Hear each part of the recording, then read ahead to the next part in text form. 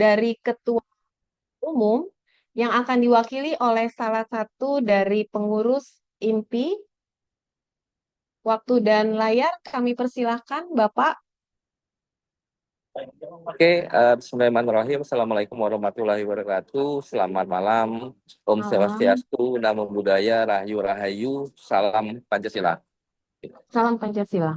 Izin Bapak Ibu sekalian, pertama-tama saya mewakili Pak Ketum, Pak Sekjen ya, yang kemungkinan akan menyusul secara Zoom ya. Jadi momen webinar kebangsaan ini sangat penting bagi kita semua, tidak hanya untuk kepentingan organisasi, tetapi juga untuk pembinaan ideologi Pancasila dari Sabang sampai Merauke. Alumni, mahasiswa, dan penceramah ini merupakan orang-orang terpilih, orang-orang hebat yang bertugas di daerahnya masing-masing.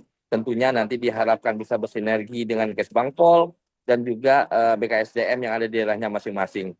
Kegiatan ini sangatlah penting bagi kita, Bapak Ibu sekalian, karena kenapa? Di samping kita belajar, di samping kita menerima saran dan masukan, tentunya untuk pengayaan kita bersama bahwa Pancasila ini harus selalu kita pelajari dan tentunya harus kita terapkan dalam kehidupan sehari-hari.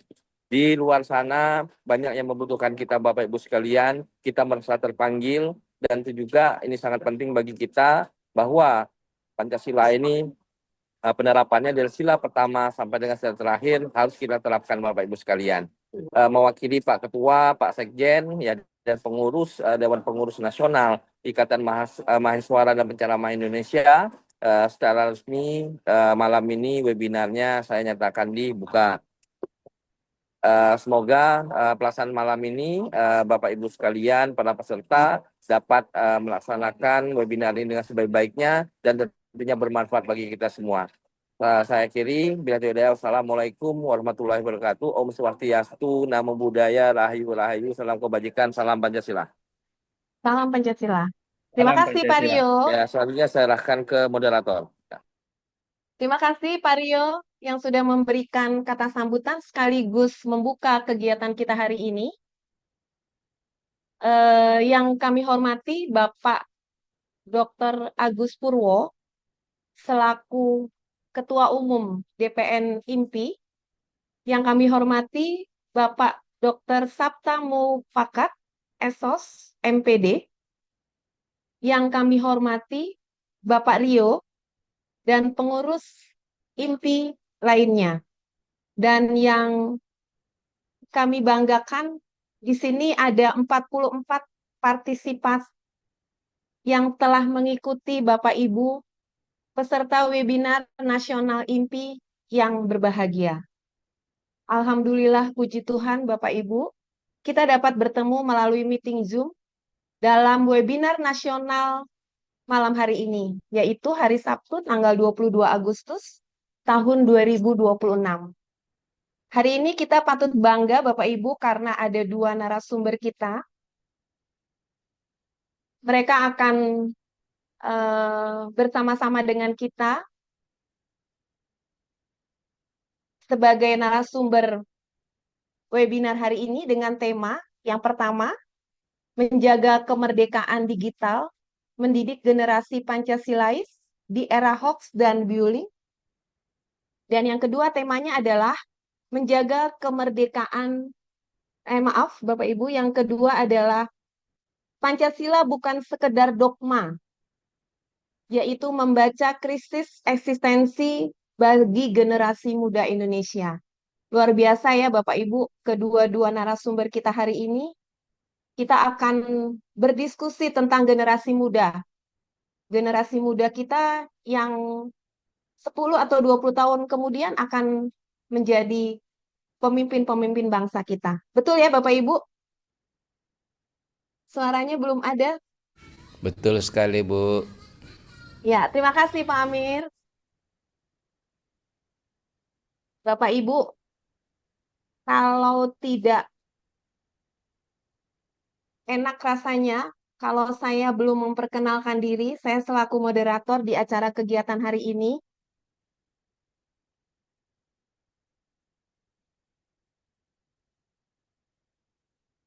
Bapak Ibu, saya adalah Ibu Dian yang biasa bertugas sebagai dosen di UBSI Universitas Bina Sarana Informatika, kalau Bapak Ibu pernah dengar tagline kita adalah kuliah BSI aja. Itu ya Bapak Ibu. Saya di Fakultas Ekonomi Bisnis Jakarta. Kemudian saya juga sebagai penceramah utama di BPIP dan juga anggota IMPI dari Provinsi Jawa Barat. Karena saya bertempat tinggal di Bekasi. Di era digital saat ini, Bapak Ibu, kemerdekaan bukan hanya tentang bebas untuk berekspresi, tapi juga tentang tanggung jawab, etika, dan bagaimana kita membentengi generasi muda kita dengan nilai-nilai Pancasila agar tidak terjebak dari hoax dan bullying. Generasi muda kita juga memikul beban kebebasan tertinggi dalam sejarah. Bagaimana supaya kebebasan tidak menjadi kecemasan mendalam yang pada akhirnya akan merugikan generasi muda kita. Misi kegiatan webinar pada hari ini adalah menguatkan literasi digital pendidik dan masyarakat untuk mencetak generasi yang berpancasila, cerdas, digital, dan anti-hoax serta bullying, serta Pancasila mampu menjadi pijakan dalam memahami keberadaannya dan menemukan makna hidup bagi generasi muda.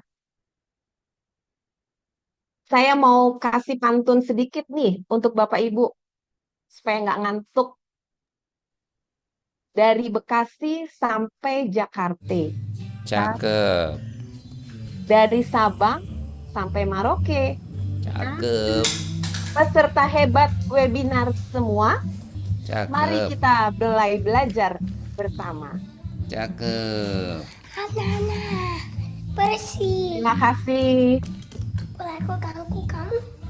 Bapak Ibu, hari ini kita akan bertemu dengan para narasumber kita.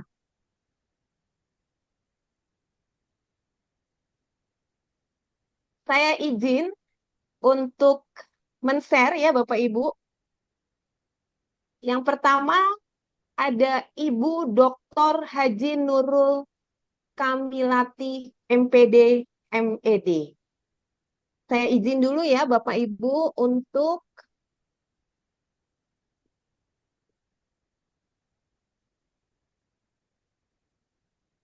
men-share dari Ibu Nurul. Bentar ya.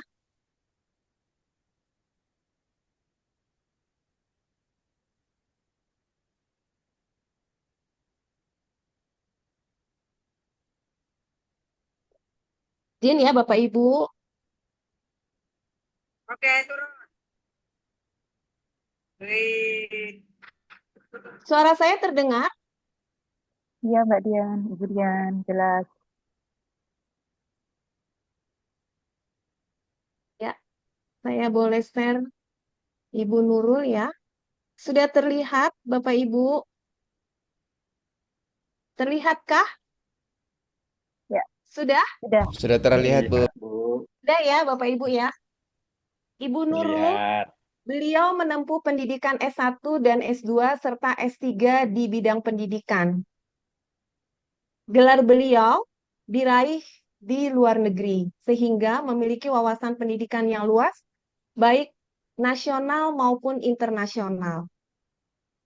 Tugas dan jabatan beliau saat ini adalah Widya Iswara, ahli utama di Balai Diklat Keagamaan Semarang, Maheswara Utama BPIP. Beliau juga aktif membina dan menguatkan nilai-nilai Pancasila kepada ASN, pendidik, dan masyarakat luas dengan bidang kepakaran ahli di bidang pendidikan, melaksanakan pengembangan kompetensi guru, kepala madrasah, dan pengawas, serta rajin menulis buku sebagai buku dari ilmu pendidikan. Ibu Nurul, selamat malam Ibu. Selamat malam, Ibu Dian. Terima kasih Ibu Nurul. Ya, terima kasih. Selanjutnya Bapak Ibu, kalau tadi Ibu Nurul pengalamannya yang luar biasa. Pembicara yang kedua adalah Bapak Willy Radinal MPD. Selamat malam Pak Willy. Selamat malam, Ibu Dia. Riwayat pendidikan Pak Billy, beliau menyelesaikan S1 dan S2 di bidang manajemen pendidikan. Oh, maaf saya belum share ya. Nggak apa-apa, lanjut Maaf. aja, Bu. Biar nggak apa-apa dibacain aja, supaya Oh, dibacakan aja efisien. ya, Pak. Oke. Terima kasih Pak Willy. Beliau sebagai akademisi dan praktisi di bidang manajemen sumber daya manusia. Tugas dan jabatan beliau saat ini adalah sebagai dosen di UIN Raden Intan Lampung, sebagai dosen di Universitas Nur Lampung, dengan mengutamakan mata kuliah yang berkaitan dengan manajemen SDM dan pendidikan. Beliau juga sebagai penceramah pratama di BPIP, sebagai dosen yang berjiwa muda sekali ya Bapak Ibu, baru 34 tahun, Pak Willy. Beliau melakukan publikasi karya ilmiah dengan kompetensi dalam kajian filosofis, pemikiran kritis, maupun pengembangan SDM, terutama di bidang pengelolaan pendidikan. Beliau juga sebagai lomba menulis nasional di HUT ke-11 Girindra. Tanpa mengurangi rasa hormat bagi Bapak Ibu narasumber kedua dan pertama, mari Bapak Ibu kita simak pemaparan dari narasumber kita yang luar biasa. Dari terlebih dahulu, kami persilakan Ibu Nurul untuk mempresentasikan materinya. Bu Nurul, segala hormat, waktu dan layar kami persilakan. Baik, terima kasih kepada Ibu Dian, moderator yang luar biasa, sangat lincah itu. Terima kasih. Terima kasih, Bu. Bismillahirrahmanirrahim. Assalamualaikum warahmatullahi wabarakatuh. Waalaikumsalam warahmatullahi wabarakatuh. Selamat malam, Om Swastiastu. Salam kebajikan, rahayu-rahayu. Salam Pancasila. Salam Pancasila. Alhamdulillah, yang sama-sama kita hormati Ketua DPN INPI, Bapak Dr. Agus Purwowi, MM, MA, CPM, Sekretaris Jenderal INPI, Bapak Dr. Sabta Mutakat SS, MPD, para pengurus INPI yang tadi membuka ya kegiatan kita, Bapak Rio Armando Agustian, dan juga pengurus yang lain. Segenap peserta yang sangat luar biasa. Baik, tadi saya sudah diperkenalkan, maka saya akan langsung mempresentasikan ya.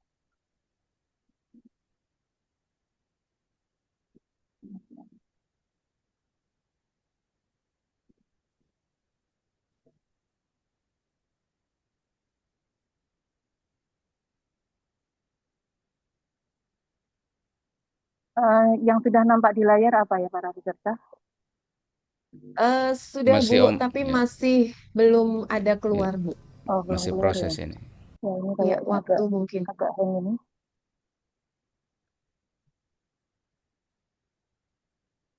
Ya, di saya juga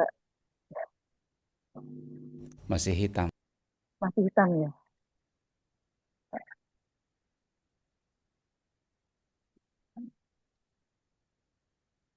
Masih hitam ya. Belum bisa Bu, masih. Masih Mungkin hitam. ditutup lagi Bu, masih hitam. Ya, Kalau di ini, saya masih hitam. ya, ini di saya juga hang ya, sebetulnya. Ya, Sudah sudah nampak? Ibu. Sudah Sudah. nampak? Sudah. Alhamdulillahirobbilalamin. Nampaknya utuh ya, utuh ya. Ya, Baik, seperti yang tadi sudah disampaikan oleh moderator, bahwa ya di sini judulnya, judul dari pemaparan kami kesempatan pada malam hari ini adalah menjaga kemerdekaan digital, mendidik generasi Pancasilais di era hoax dan bullying. Ya. Izin untuk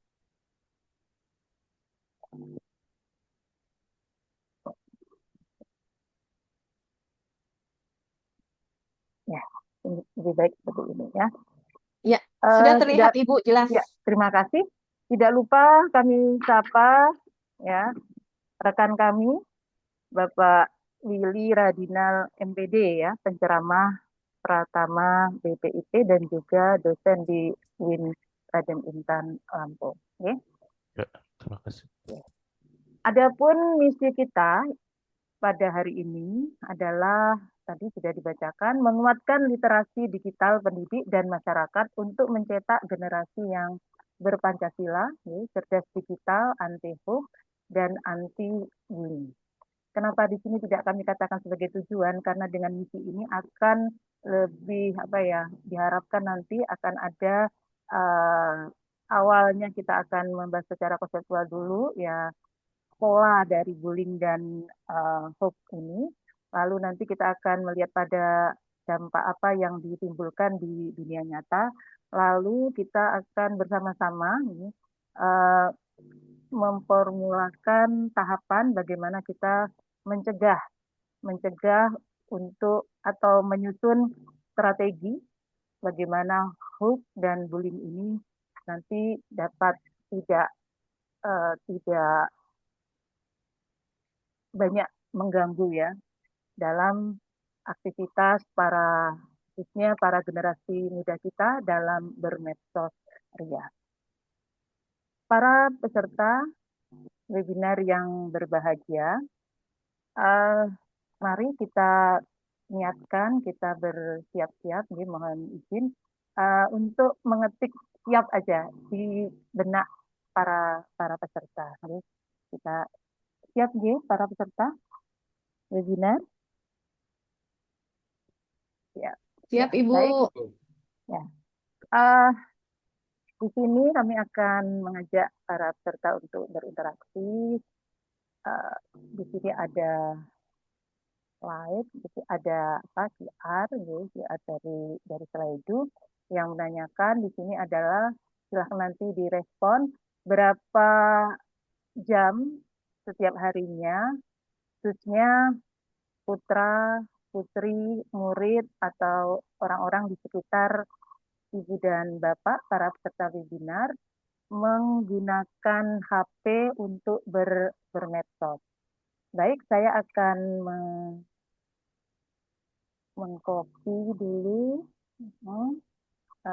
link Slido ini di chat. Saya izin share dulu.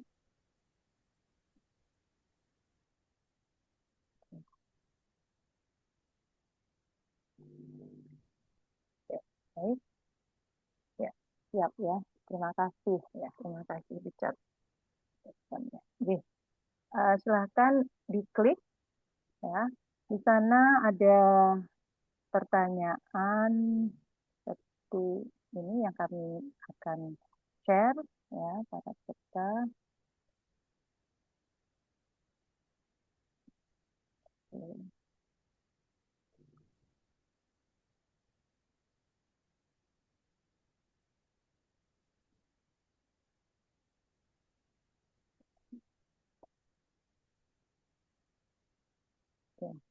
Apakah sudah nampak pada layar?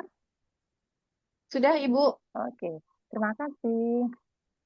Ya.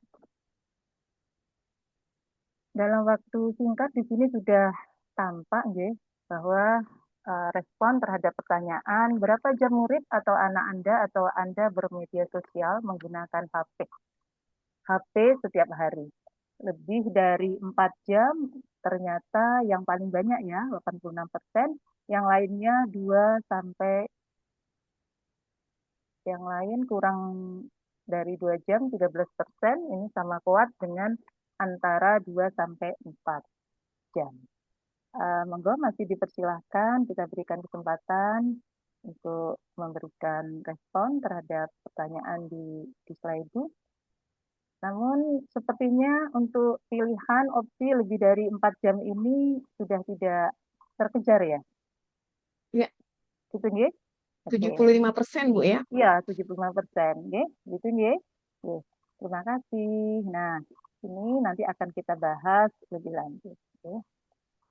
Baik, selanjutnya saya izin untuk eh, share kembali ya, file presentasi.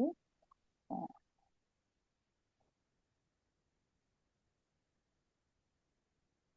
ya, slideshow. Oke. Nah, ternyata ya, para peserta, ternyata berdasarkan screen time radar yang tadi dilakukan secara cepat, ya, dan itu adalah realita yang dirasakan oleh para peserta webinar, ternyata jumlah jam itu yang digunakan untuk bermedsos ria oleh para generasi muda kita, ya tadi kalau anak anak didik kita, mahasiswa kita atau anak biologis kita ya seperti itu mereka masuk dalam rentang golongan kelompok bisa kita katakan Gen Z gitu ya, Gen Z karena mahasiswa itu karena Gen Z itu kan antara tahun 98 ya 96 sampai dengan kurang lebih nih sampai dengan tahun 2006 2007 ya, berarti umurnya itu sekarang kurang lebih berarti kurang lebih 20 atau 30 tahun. 18 tahun sampai dengan berapa Pak? 30 tahun lebih sedikit ya, seperti itu ya janjinya. Nah, ternyata mereka berada pada pantauan yang berwarna merah. Apa artinya ini yang berwarna merah? Berarti mereka ini dalam lingkup ruang yang katakanlah mereka ini berada pada medan pertempuran. Medan pertempuran. Antara apa? Di satu sisi memang mereka ya memerlukan pemanfaatan teknologi informasi. Ya, teknologi informasi yaitu yang tadi melalui HP yang mana mereka dapat mengakses begitu banyak rupa ya, begitu banyak rupa kebutuhan-kebutuhan yang terkait dengan dirinya, baik dia sebagai pelajar atau juga ada yang sudah bekerja memanfaatkan teknologi informasi itu. Namun di sisi lain terdapat ya hal yang negatif, bahaya yang mengintai. Apa itu? Ya, bahaya yang mengintai di sini kurang lebih ada 4. Yang pertama hoax, lalu bully, lalu berikutnya ada game, dan ada pornografi. Nah, melihat kondisi yang pertempuran yang demikian ini ya, lebih dari 4 jam, dan ini juga berdasarkan dari data dari WHO, yaitu Organisasi Kesehatan di bawah PBB yang membidangi masalah kesehatan, bahwa 1 dari 6 generasi muda itu adalah terpapar atau dibully. Ya, jadi mereka mengalami perundungan. Dan data yang lain lagi dari UNICEF, yaitu organisasi PBB yang menangani masalah anak, bahwa 2/3 dari anak-anak usia Gen Z di 32 negara itu mereka mengalami uh, ini cyberbullying. Nah, berarti ini adalah hal yang sangat urgen untuk dapat kita bebaskan, kita selamatkan mereka dari ancaman dunia digital. Pada kesempatan ini kami hanya karena waktu yang terbatas, ya, kita akan hanya fokus pada hoax dan bully. Ya. Nah, di sini tentu kita status kita adalah siap, ya, para peserta kita siap untuk berjuang untuk memenangkan pertempuran yang dalam kondisi sekarang ini kita sudah terlanjur ya berada pada daerah merah ini. Ya. Baik, selanjutnya adalah bahwa negara kita yang lalu ini kan ada bambu runcing ya, gambar bambu runcing dan di belakangnya itu ada peta negara kita dari Sabang sampai Merauke, dari Miangas sampai Pulau Rote.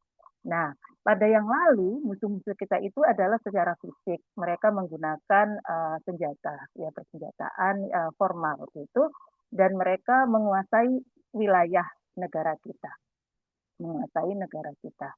Nah, Namun ketika itu kita dapat menang ya dengan menggunakan bambu runcing karena adanya persatuan dan kesatuan dari segenap komponen bangsa, suku bangsa ketika itu mereka berjuang mati-matian, maka kita dapat meraih kemerdekaan pada 17 Agustus tahun 1945. Nah, yang di masa kini sekarang ini ada gambar HP yang berpindar, yang berwarna merah, yang radiasinya kemana-mana ini. Nah, di sini eh, ternyata sekarang musuh itu tidak secara fisik, nah, dan akibatnya di dunia nyata itu terasa. Nah, musuh-musuhnya apa? Musuh-musuhnya apa saja tadi? Ada hoax, ada fitnah digital, dan ada disinformasi. Nah, musuh hoax ini adalah sesuatu yang tampak dan memang hoax ini adalah salah, adalah tidak benar. Namun dengan pengemasan sedemikian rupa sehingga nampak benar. Dan ini tentu akan membuai yang akan mengecoh para generasi muda kita. Juga ada di sini kami tuliskan sebagai fitnah digital yang kami masukkan juga di sini ada bullying karena dengan kemajuan informasi teknologi ini maka penyebaran itu menjadi demikian masif dan cepat dan itu dapat dijadikan sebagai alat bagi orang yang tidak bertanggung jawab untuk melakukan kerusakan. Sehingga informasinya adalah tidak tepat, tidak benar. Nah, dampaknya adalah kita terjajah secara pemikiran dan terpecah belah. Nah, senjata kita apa? Ya, kita berpikir kritis, literasi digital, saring sebelum sharing. Nah, berpikir kritis ini nanti caranya banyak. Ini kalau di dalam moderasi beragama itu ada udar asumsi, ada lagi iceberg analisis ya. Jadi kita lakukan analisis gunung es untuk mengetahui apa sih sebenarnya penyebab dari suatu peristiwa dengan menyelam ke dasar. Karena peristiwa yang muncul itu hanya 5%, maksimal 10% yang tampak, namun penyebabnya sangat jauh di dasar sehingga diperlukan diketahui secara pasti apa yang menyebabkan lalu dicarikan solusi. Berikutnya adalah literasi digital. Anak-anak secara kemampuan mereka mampu mengoperasikan HP dengan mereka lebih lincah ya daripada kita. Namun mereka yang kurang adalah bagaimana mereka bijaksana terhadap informasi-informasi yang diterima dan untuk apakah ini berhenti pada dirinya mereka melakukan sharing sebelum nanti sharing. Nah, sehingga di sini literasi itu erat terkait dengan tidak sekedar kemampuan menggunakan, tapi bagaimana memanfaatkan informasi itu secara bijak. Nah, kemerdekaan sejati di era digital kita di sini adalah ketahanan informasi. Selanjutnya, para peserta yang kami hormati, bahwa ternyata untuk cyber bullying itu paling besar adalah pada harassment, yaitu pelecehan. Ya, pelecehan. Jadi pelecehan itu ada yang secara fisik, ada yang verbal, gitu ya, ada yang verbal, dan juga ada di sini pengucilan yang secara sosial itu 32%, dan ada di sini penyebaran data, doxing, outing itu ada 20%. Jadi mereka mencuri data kita lalu menyebarkan data-data itu sebagai sarana memecah belah. Nah, untuk hoax ya yang paling tinggi itu adalah isu pendidikan dan sekolah, lalu gaya hidup dan tantangan viral, berikutnya penipuan game dan phishing. Jadi mereka dengan menggunakan aplikasi gitu, mereka melakukan tanda kutip menipu kita sehingga kita nanti mengirimkan data-data kepada pihak yang mengirimkan aplikasi itu. Dan ini adalah sumbernya dari survei baik nasional maupun dan juga internasional. Oke. Nah, di sini jelas bahwa untuk kenapa kita fokus tadi pada hoax dan juga pada bullying, karena ancaman itu tidak lagi fisik tadi, tapi melainkan ada merusak psikologis dari orang yang itu. Para peserta, di sini ada mekanisme bagaimana memecah belah. Kalau yang lalu kan memecah belah yang dilakukan oleh para penjajah kita. Yang sekarang yang dengan menggunakan HP seperti apa gitu kan. Nah, di sini hoax, kebencian-kebencian dan hal yang salah dan untuk disebarkan itu diinjekkan. Jadi mereka menyebarkan hoax. Lalu setelahnya mereka melakukan trigger. Jadi apa sih nanti yang akan dijadikan sebagai pokok masalah untuk dapat dijadikan sebagai bahan hoax itu. Nah, ternyata yang paling menjadi kekuatan yang unggul ya pilihannya itu adalah pada ya bagaimana suku bangsa kita, agama dan persatuan yang sudah terjalin ini tidak damai gitu, tapi akan timbul rasa kebencian, saling curiga, mencurigai dan seterusnya.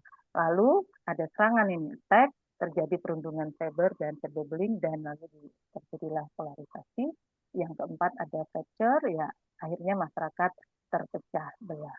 Nah, penjajah modern yang sekarang ini itu tidak butuh pasukan tempur. Mereka hanya butuh jari-jari kita, bagaimana kita untuk saling menghancurkan. Jadi ini sangat masif, terjadi sangat cepat, dan tentu ini sangat sulit untuk dikendalikan.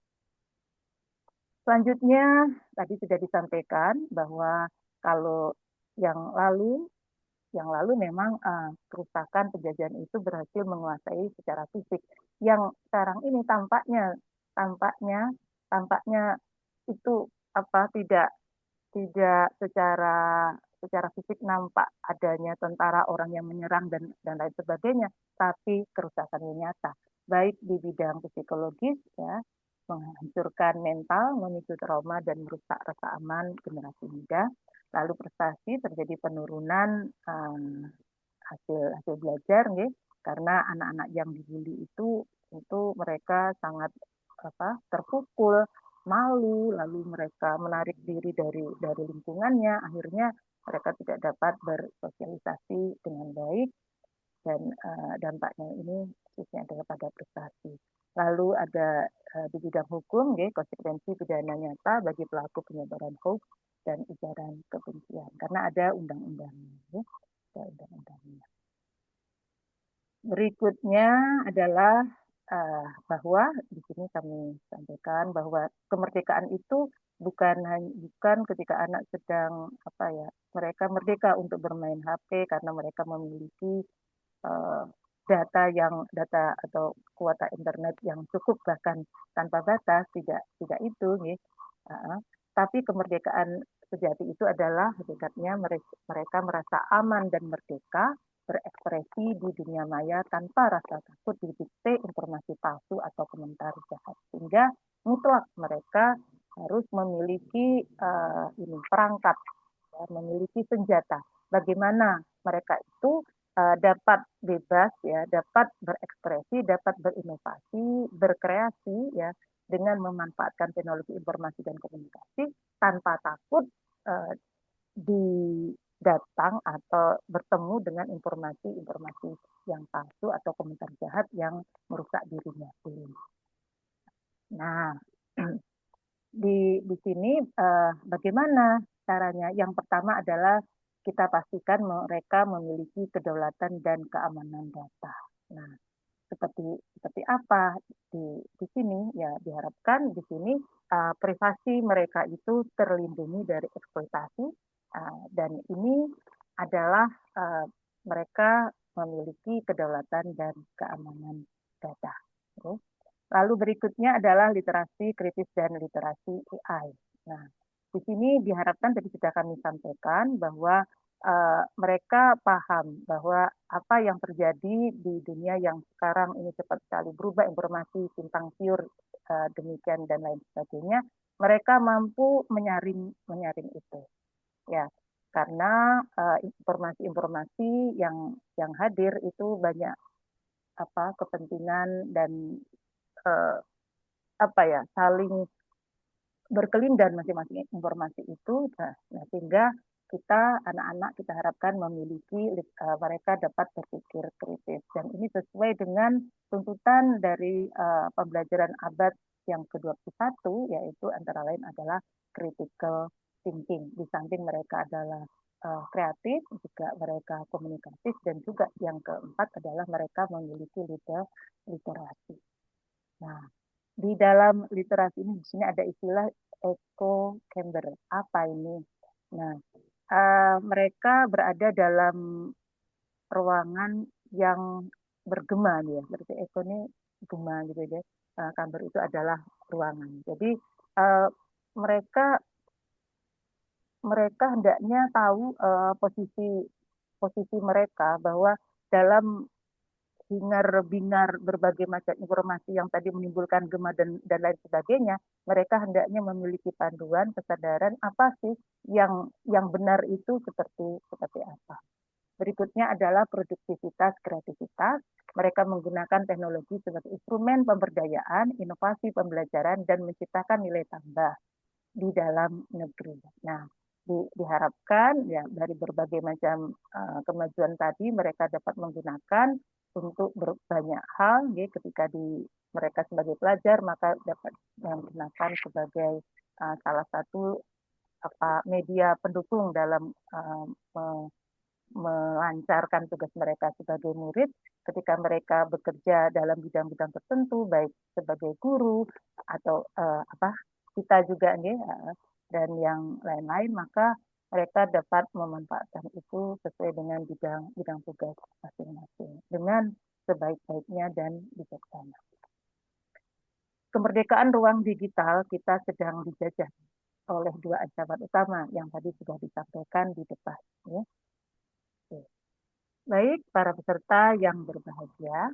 Nah, di sini ancaman-ancaman kita, apa yang ketika di sini ya, ancaman virus pikiran. Nah, ini hoax ya. Berita palsu yang sengaja disebar untuk memprovokasi emosi, marah, panik, benci. Ya. Remaja kan ada yang atau bukan hanya remaja, kita juga kadang berselancar. Nah, jangan sampai kita itu menjadi korsel. Korsel itu apa? Korban selancar yang gampang percaya dan tanpa sadar ikut memperkeruh suasana serta memicu salah paham. Lalu tadi sudah sampaikan di depan, cara mereka kita bagaimana? Kita saring sebelum sharing.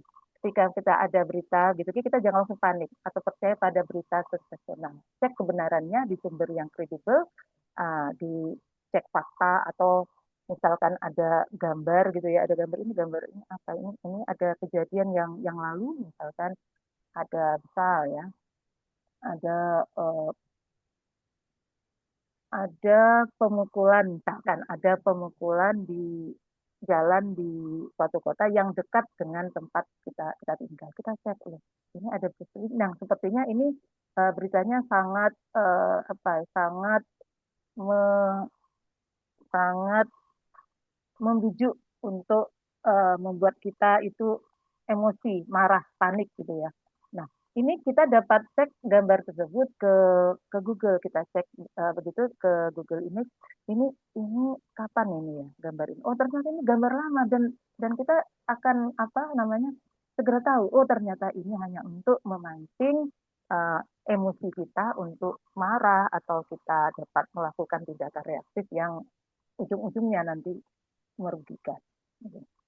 Nah, untuk ancaman penjajahan mental, ini ejekan, komentar nyinyir, atau penyebaran foto tanpa izin, ini adalah salah satu contoh bagaimana untuk bullying. Ini bullying karena ini ancaman, ini penjajahan mental, ini adalah sangat tidak diizinkan, dan ini dapat menjurus pada doxing gitu nih, dan sangat tidak karena ini dapat menimbulkan interpretasi bagi orang yang tidak tahu sama sama sekali ya tentang suatu hal yang disebarkan, ya.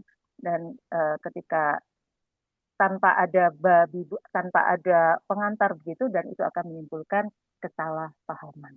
Lalu bagaimana kita itu dapat merdeka ya, dapat merdeka terhadap berbagai hal yang terkait dengan berita informasi yang terdapat pada media sosial, karena di sana kita dapat bebas sebenarnya, karena di sana itu ada pilihan-pilihan. Kita dipersilahkan untuk memblokir, kita dipersilahkan untuk merestrik, atau bahkan kita mereport, kita melaporkan akun-akun itu. Pun di WA pun, di grup WA, seandainya anak-anak kita mendapatkan atau memperoleh hal-hal yang itu tidak nyaman bagi dirinya, dia juga dapat melakukan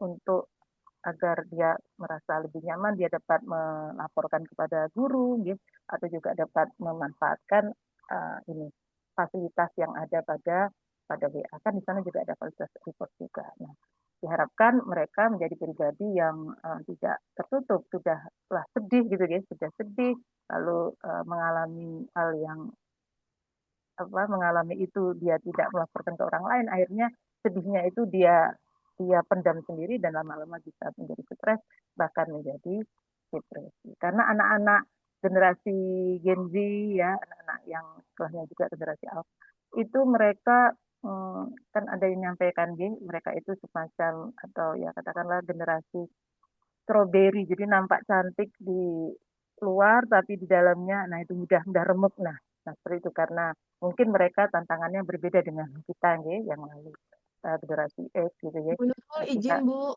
maaf, waktunya 1 menit lagi ya Bu. Oke, baik. Nah, oleh karena itu, apa yang akan menjadi perisai yaitu Pancasila. Ya, Pancasila menjadi perisai etika digital kita. Nah, seperti apa? Masing-masing sila 1, 2, 3, 4, 5, itu dapat menjadi tameng, ya, menjadi perisai kita untuk dapat menikmati dunia digital dengan aman, nyaman, dan juga selamat. Oke. Nah, kita harapkan kita merdeka di dunia nyata, kita berdaulat di dunia maya. Kemerdekaan digital adalah keputusan kita setiap kali layar menyala. Oke. Baik, nah senjata utama di sini yang pertama adalah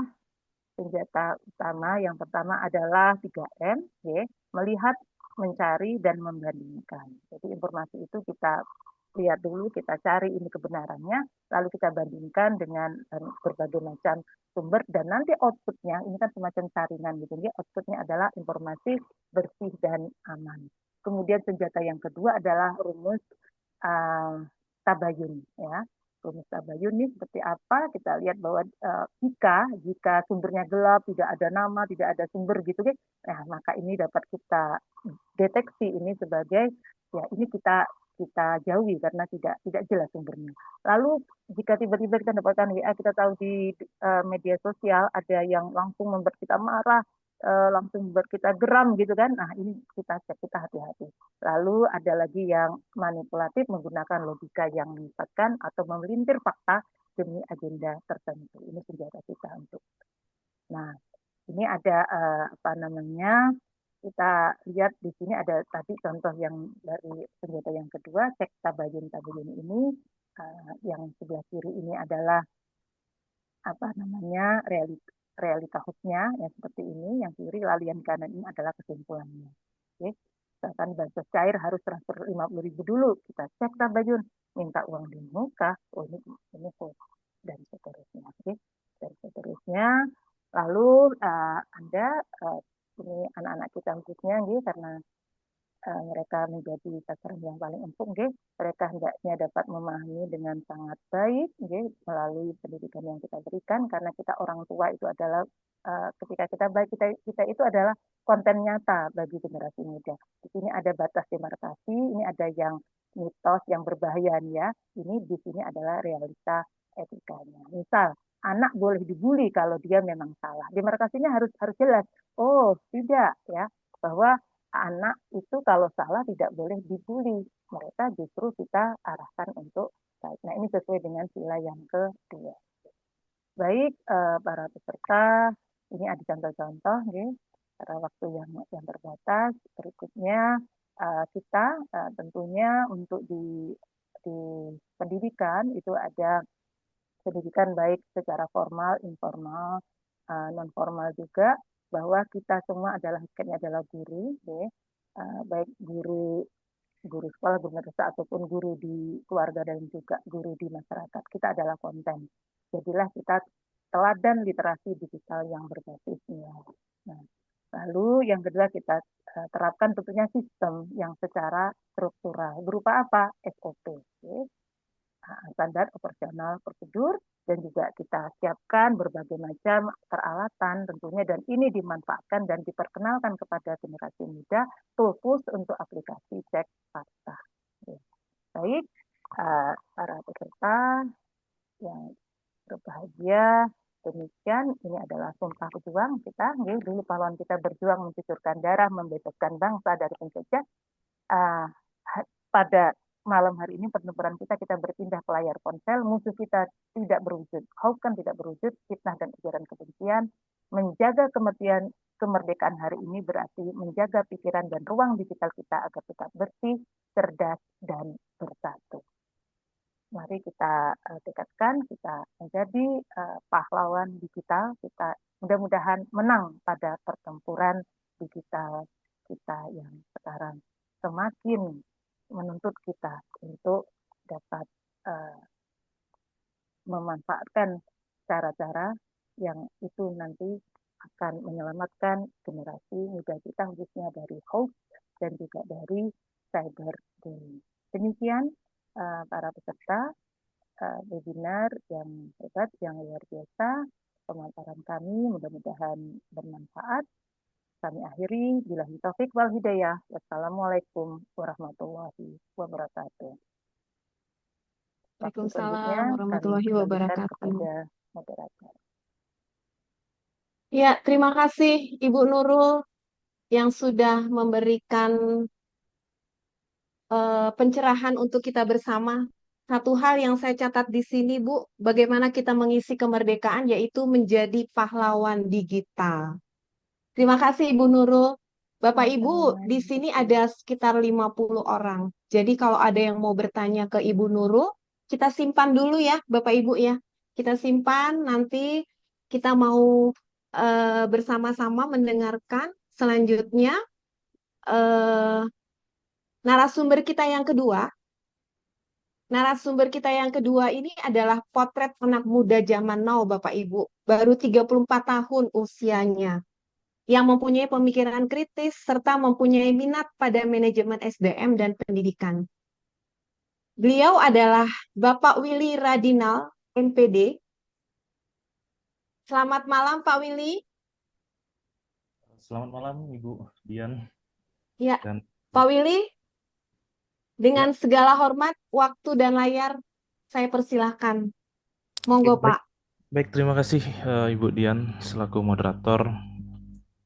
Izin Ibu Bapak semua, saya mulai. Bismillah, Assalamualaikum warahmatullahi wabarakatuh.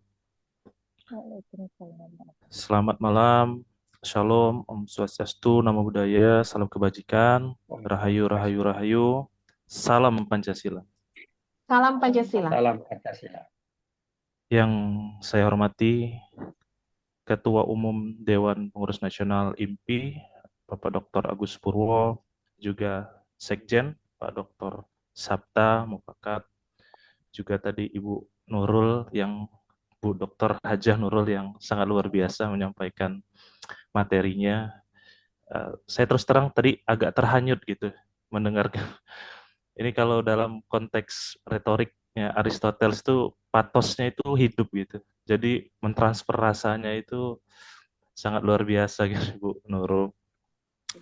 Juga tadi yang saya hormati Bu Dian selaku moderator, juga Bapak Ibu yang tergabung dalam IMPI ya, dan juga yang tidak kalah penting ya kehadiran Bapak Ibu yang hadir pada malam hari ini menghadiri kegiatan webinar dan sangat luar biasa. Ini kesempatan yang luar biasa. Kalau saya lihat ini orang-orang yang memang punya kapasitas, punya kapabilitas di bidangnya masing-masing gitu.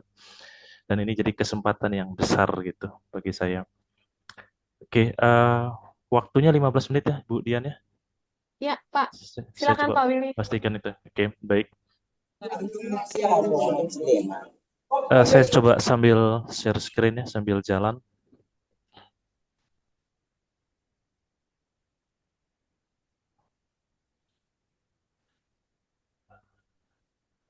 Oke, baik. Sudah terlihat Ibu Bapak semua? Sudah Pak, tapi belum. Ya, sudah Pak. Oke. Jelas. Oke, baik Ibu Bapak semua yang sudah hadir. Masih semangat atau sudah ngantuk dulu sebelum saya lanjut? Semangat Semangat dong, 45. Pak. Tapi Untuk udah. Indonesia bagian timur sudah malam ini, Pak. Oh, sudah. Oh, itu sinyal supaya tidak perlu lama-lama ya. Ya. Oke, sebetulnya ini masih dalam spektrum yang sama ya dengan apa yang disampaikan Bu Nurul tadi. Hanya saja mungkin perspektifnya agak berbeda, cara pandangnya agak beda. Mungkin tadi Bu Nurul sangat tactical gitu ya, sangat praktis gitu. Tapi saya coba sajikan yang filosofis ya, secara teoritis gitu. Jadi mudah-mudahan ini bisa melengkapi konstruksi pemahaman kita pada malam hari ini dalam konteks webinar. Oke, ini yang saya akan bahas Ibu Bapak sekalian. Paling tidak ini adalah satu yang saya resahkan secara personal dan boleh jadi ini juga jadi jadi sesuatu yang relate sama Ibu Bapak semua. Itu Pancasila itu bukan sekedar dogma, ya, terutama dalam konteks kita membaca krisis eksistensial generasi muda Indonesia. Oke, kita mulai dari, tentu karena saya sering dapat mata kuliah itu filosofi gitu ya, mungkin 6 tahun lebih gitu, jadi terbiasa kalau mau membahas sesuatu itu harus kita samakan persepsinya dulu gitu, supaya kita tidak terlalu luas spektrumnya. Oke, pertama saya mau bahas dulu apa itu eksistensial. Secara etimologi, secara bahasa, eksistensial itu akar katanya itu eksistensi gitu, yang berarti keberadaan. Nah, tentu apakah keberadaan ini dipahami hanya sebagai satu entitas yang materialistik gitu, yang kelihatan saja, ya tentu nanti ini akan jauh lebih dalam kita pelajari. Apakah hanya soal keberadaan entitas, oh ada saja atau tidak gitu. Kemudian yang bagian kedua di sini ada ruang lingkup persoalan eksistensial. Ya, nah ini biasanya yang dibahas dalam filsafat eksistensialisme gitu. Misalnya soal siapa saya gitu, Ibu Bapak. Untuk apa saya hidup gitu. Soal kebebasan bagaimana saya memilih. Kemudian tanggung jawab apa konsekuensi pilihan saya, dan terakhir otentik soal keotentikan diri gitu. Apakah saya hidup sebagai diri sendiri gitu, atau hidup berdasarkan standar orang lain gitu. Nah, ini jadi penting Ibu Bapak sekalian. Nanti di bagian berikutnya kita akan bahas sebetulnya fenomena yang muncul itu apa, kemudian contoh konkretnya apa. Dan tadi apa yang disampaikan Bu Nurul juga sangat luar biasa ya, melengkapi apa yang mau saya sampaikan juga itu. Jadi sangat membantu sekali. Ini saya coba menggunakan satu prinsip eksistensialisme Jean-Paul Sartre atau Sartre itu bebas sebetulnya Ibu Bapak sekalian. Yang penting kita paham yang kita sebut itu orangnya itu gitu ya. Jadi ada konsep eksistensialisme Sartre itu existence precedes essence ya. Jadi precede essence itu jadi eksistensi mendahului esensi. Jadi bagi Sartre ini ya, jadi manusia itu tidak lahir dengan sesuatu yang sudah ditentukan gitu. Jadi manusia itu menentukan sendiri pilihan hidupnya. Nah, sebetulnya ini antitesis dari perkembangan pemikiran filsuf-filsuf zaman dulu ya di era sebelum Masehi yang menyatakan bahwa manusia itu lahir itu sudah ada maknanya gitu, sudah ada tugasnya gitu, entah itu tugas dari langit gitu atau tugas dari nenek moyang dan seterusnya. Ini antitesisnya sebetulnya. Jadi Sartre itu mengatakan bahwa manusia lahir itu ya tidak ada maknanya gitu. Yang menentukan maknanya kita mau jadi apa, pilihannya kita sendiri gitu. Ini soal kebebasan memilih gitu. Jadi eksistensialisme itu yang kita bahas itu adalah terkait bagaimana hidup kita itu punya makna. Hidup kita itu punya pegangan nilai, punya value gitu. Jadi tidak hampa, tidak kering gitu. Nah ini kalau mau disederhanakan, disimplifikasi ya eksistensialisme itu soal makna hidup lah. Ya, jadi itu mungkin penggambaran yang paling sederhana, Ibu Bapak sekalian. Baik ya, Ibu Bapak sekalian, kita lanjut. Oke, di sini ada problematika generasi muda. Nah, hari ini generasi muda itu memikul beban kebebasan tertinggi dalam sejarah. Gitu. Jadi banyak sekali pilihannya gitu. Jadi saking banyak pilihannya sampai bingung gitu. Maka dalam filosofi dan filsafat itu ada paradoks kan. Kalau dulu pilihannya dua itu gampang gitu. Tapi kalau pilihannya ada 10, oh jadi susah ya gitu. Ya itu jadi paradoks. Harusnya semakin banyak pilihan semakin gampang. Nah, kenapa susah memilih? Karena kita nggak punya standar internal dalam diri itu gitu. Maka karena tidak punya jangkar untuk menentukan esensinya gitu. Nah, kebebasan ini menjelma jadi kecemasan mendalam, jadi existential anxiety gitu. Kalau Sartre itu pernah bilang bahwa freedom itu is curse. Kebebasan itu adalah kutukan gitu. Jadi kita itu bebas tapi boleh jadi kita gagal gitu memanfaatkan kebebasan kita. Oke, jadi di sini yang seharusnya ya, soal eksistensialisme, soal makna hidup itu mungkin dan menentukan makna hidup yang otentik secara mandiri. Ini harusnya ya.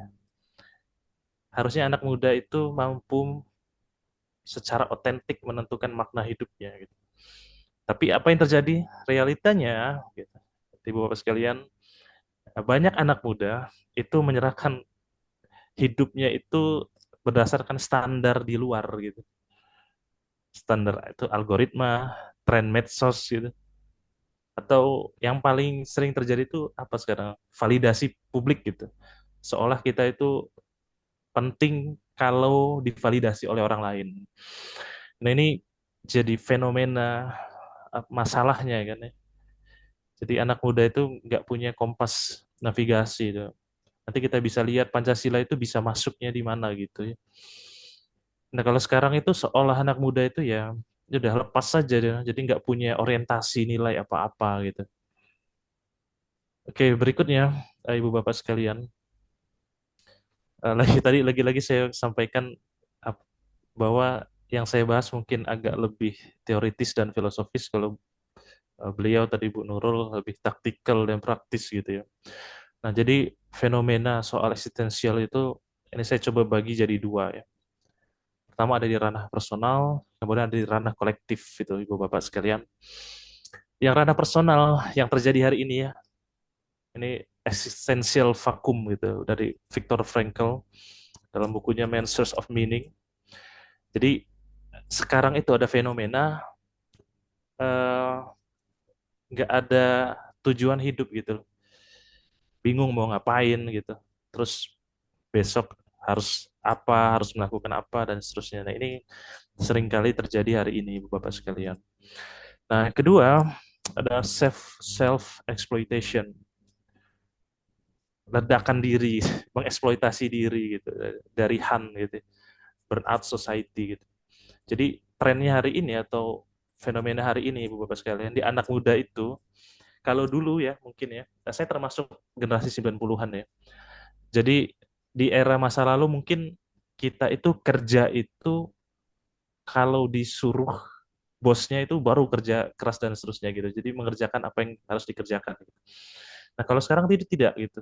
Nggak ada yang maksa. Ini keanehan anomali orang modern ya, nggak ada yang maksa, nggak ada yang mengharuskan, tapi memerah fisik gitu, memerah fisik sama mental sampai burnout gitu. Jadi depresi dan seterusnya. Kalau ditanya kenapa depresi, ya balik lagi, sebenarnya nggak ada yang nyuruh gitu.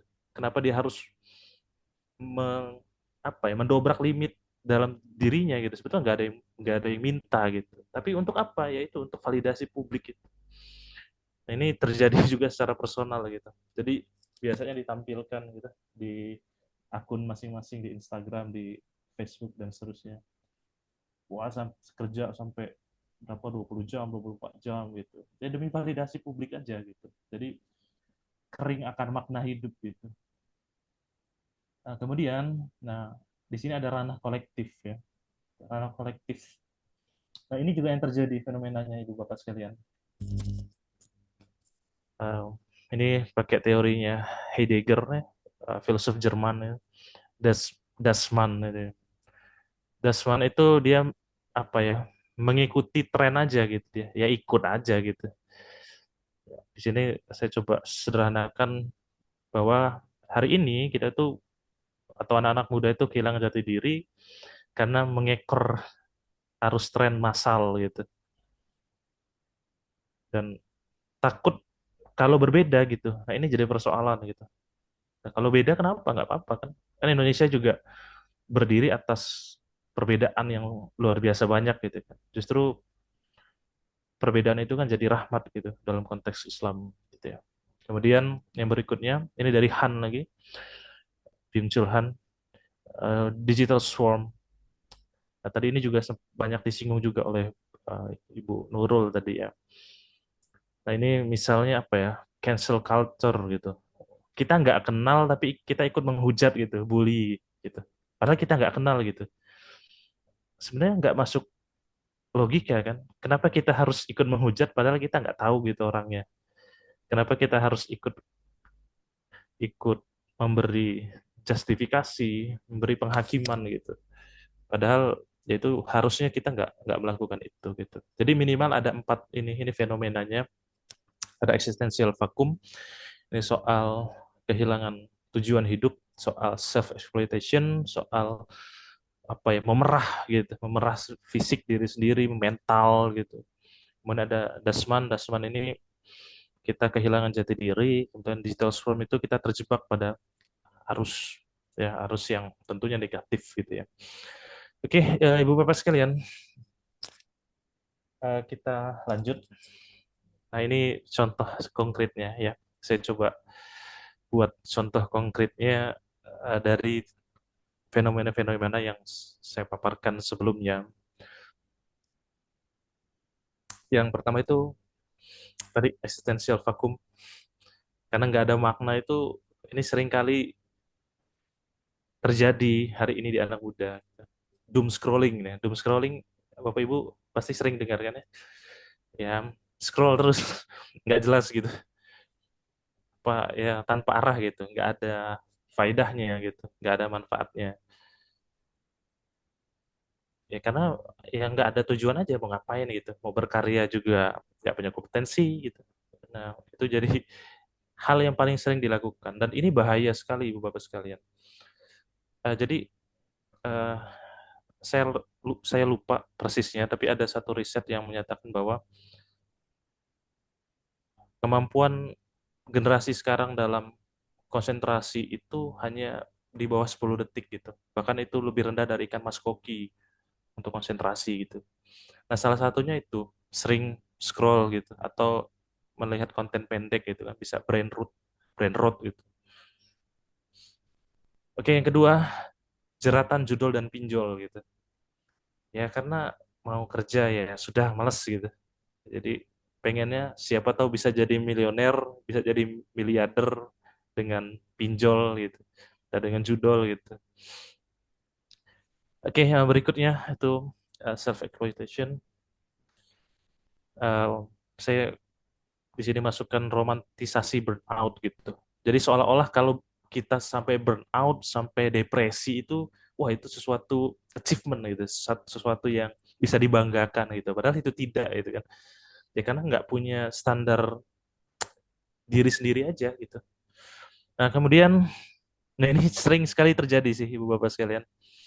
Anak-anak muda sekarang itu sering sekali itu mengumbar masalah-masalah pribadi gitu demi dapat apa atensi gitu.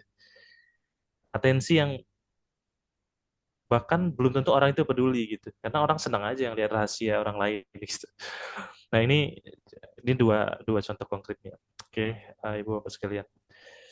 Oke, saya agak cepat ya. Nampaknya yang di Indonesia bagian tengah sudah cukup malam gitu. Berikutnya yang Dasman ya, terbawa arus standar semu gitu ya. Nah, hari ini ini ada misalnya tadi itu saya mengatakan konformitas cancel culture gitu. Jadi semua orang itu ngikut mengcancel, oh kita membenci A, jadi semua orang harus membenci A gitu. Dan seterusnya gitu. Nah, bahkan hari ini Ibu Bapak sekalian, saya nggak tahu ya, karena saya tuh sering ngajar di semester bawah, ya, semester 1, 2, ya kadang-kadang di semester atas gitu, tapi seringnya di semester bawah itu, bahkan kebahagiaan anak-anak sekarang Gen Z itu bukan ditentukan oleh dirinya sendiri gitu. Jadi kebahagiaan mereka itu ditentukan oleh standar orang lain gitu. Dan itu kan jadi aneh gitu. Kenapa standar kebahagiaan diri sendiri tapi yang menentukan parameternya itu orang lain gitu. Oke, yang terakhir Ibu Bapak sekalian, ada doxing ya. Doxing itu ya itu menyebarkan data-data pribadi dan seterusnya. Nah, terus perundungan kolektif. Ya, jadi seolah-olah kalau ada idolanya yang merundung orang lain dan orang-orang ini ikut merundung juga, oh ini bagian dari dirinya gitu dan seterusnya. Ini jadi sesuatu yang bahaya sebetulnya Bapak sekalian. Jadi dia nggak punya pakem gitu dalam hidup. Nah, tentu perilaku yang saya paparkan tadi Bapak sekalian bentuk distorsi nyata gitu. Dari nilai-nilai Pancasila sih tentunya.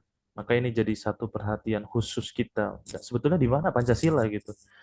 Apakah Pancasila tidak lagi diimani oleh generasi muda? Maka terjadi hal-hal yang sebetulnya ini bisa selesai di tahap personal gitu kan. Karena contoh-contoh konkret ini sudah jadi fenomena kolektif sih sebetulnya. Sudah bukan satu dua orang, tapi banyak sekali gitu. Mungkin sebagian besar generasi gitu. Oke, Ibu Bapak sekalian, ini telaah yang saya coba tampilkan ya. Tapi boleh jadi nanti saya butuh juga insight dari Ibu Bapak sekalian. Ya, saya melihat bahwa Pancasila itu selama ini di kalangan anak muda itu dipandang sebagai dogma, sebagai doktrin gitu. Sebagai sesuatu yang harus diterima mentah-mentah, ditelan mentah-mentah tanpa perlu diuji lagi, tanpa perlu ada pertanyaan lagi gitu. Jadi sesuatu yang tidak menarik gitu. Nah, pertama, dekadensi fungsi Pancasila, Ibu Bapak sekalian. Nah, Pancasila itu kan sebetulnya bukan hanya teks dokumen gitu kan. Ya, tapi hari ini tuh Pancasila itu direduksi fungsinya, jadi sebagai formalitas institusional saja gitu. Jadi ya sudah upacara gitu, atau hari-hari besar gitu. Itu baru Pancasila itu muncul gitu, seolah-olah nggak relate gitu dengan apa yang menjadi, nah itu nanti masuk yang kedua ya, menjadi fungsi Pancasila itu sendiri gitu. Nah, kita juga hari ini, terutama di generasi muda ya, kita itu mengalami disfungsi ya. Filosofi Grundslag dan Weltanschauung ini kan sebetulnya hakikat Pancasila kan itu kan. Pancasila ya di inisiasi itu ya di awal ya kan bentuknya itu sebagai fondasi cara pikir kita, sebagai world of view, cara kita bertindak, berpendapat dan seterusnya gitu. Itu kehilangan itu gitu. Maka Pancasila jadi sesuatu yang tidak menarik sama sekali gitu. Nah, dan tidak bisa jadi pegangan ketika era disrupsi ini terjadi gitu. Era disrupsi itu kan ketika semua semua hal yang normal itu semua itu berubah secara drastis gitu. Jadi tercabut dari akarnya, itu disrupsi kan Ibu Bapak sekalian. Nah, terakhir saya melihat nah ini Pancasila itu dianggap sebagai doktrin seremonial yang usang gitu. Jadi udah nggak keren lagi gitu. Sebutan dengan anak muda yang Pancasilais itu udah nggak keren lagi gitu. Jadi generasi muda itu memilih tunduk pada otoritas baru gitu. Standarnya tentu yang semu gitu. Itu kan media sosial itu kan uh, all is fake kan. Semua itu ya palsu sih itu. Media sosial itu kan menampilkan apa yang ingin ditampilkan pemilik akunnya gitu. Bukan kebenaran kan. Ini itu jadi persoalan. Nah itu jadi Pancasila itu selama ini di anak muda ya minimal 3 inilah. Ya, tapi tentu ini dalam perspektif saya secara pribadi ya Ibu Bapak sekalian. Jadi Pancasila tidak berjalan sebagaimana fungsinya gitu, sebagaimana nilai-nilai itu harus dihayati gitu di anak-anak muda. Oke, berikutnya ini slide mau terakhir Ibu Bapak sekalian.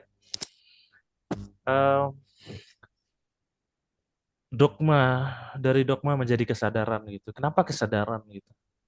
Karena berpikir kritis, kemudian tadi bisa menganalisis hoax yang mana, bisa menempatkan diri kita tidak bully dan seterusnya itu mulai dari kesadaran gitu.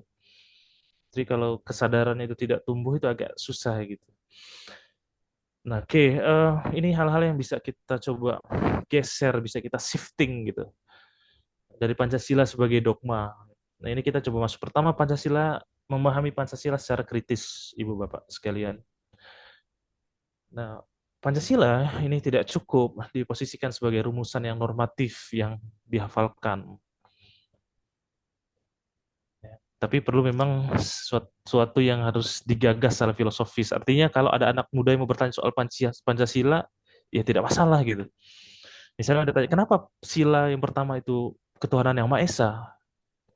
Kalau kita jawab, ya kamu nggak boleh ubah itu gitu. Nah itu udah menutup gitu, itu udah mendoktrin gitu. Ya jawab saja kenapa Pancasila ketuhanan yang Maha Esa yang pertama? Karena ketuhanan yang Maha Esa itu berelasi dengan sila kedua, tiga, empat, lima dan seterusnya. Gitu. Ini kita buka itu. Yang kedua, kita harus coba mendudukkan Pancasila itu sebagai apa ya, sebagai sesuatu yang tidak kaku gitu. Maka ada dialektika nilai di dalamnya. Nah, Pancasila itu memang harus sering didiskusikan sih. Untuk dialog, untuk refleksi. Ya tentu kita tidak mengubah butir-butirnya kan. Tapi bagaimana kita coba merefleksikan, coba tetap ini ke berikutnya kontekstualisasikan gitu. Ini jadi penting. Yang ketiga, Ibu Bapak sekalian, kita harus coba berusaha selalu, terutama kita ya, yang dapat amanah dari negara melalui BPIP, kita harus coba terus kontekstualisasikan Pancasila itu dalam kehidupan anak-anak muda gitu ya. Kontekstualisasikan ya coba kita geser maknanya. Ini kan dalam ranah pikiran kan, kalau kontekstual kan ranah makna, ranah pikiran, kalau aktualisasi kan itu ranah praktik gitu ya. Nah ini kita harus sering-sering coba kontekstualisasikan Pancasila itu dengan apa problem-problem mereka hari ini gitu. Sehingga bisa menjawab tadi masalah-masalah yang terjadi hari ini, Bapak sekalian. Nah, kemudian yang berikutnya itu kita coba aktualisasikan Pancasila dalam praksis kehidupan, dalam praktek nyata gitu ya. Jadi ketika anak-anak muda itu sudah merasa bahwa Pancasila itu relevan dengan hidupnya, tentu itu akan hidup dalam tindakannya gitu. Mereka akan aktualisasikan nilai Pancasila itu dalam kehidupan nyatanya. Jadi kemudian yang terakhir, internalisasikan Pancasila sebagai orientasi hidup gitu. Nah ini yang paling sulit gitu ya. Jadi Pancasila itu bukan hanya hidup di lisan, tapi harus hidup di hati setiap anak muda hari ini. Gitu.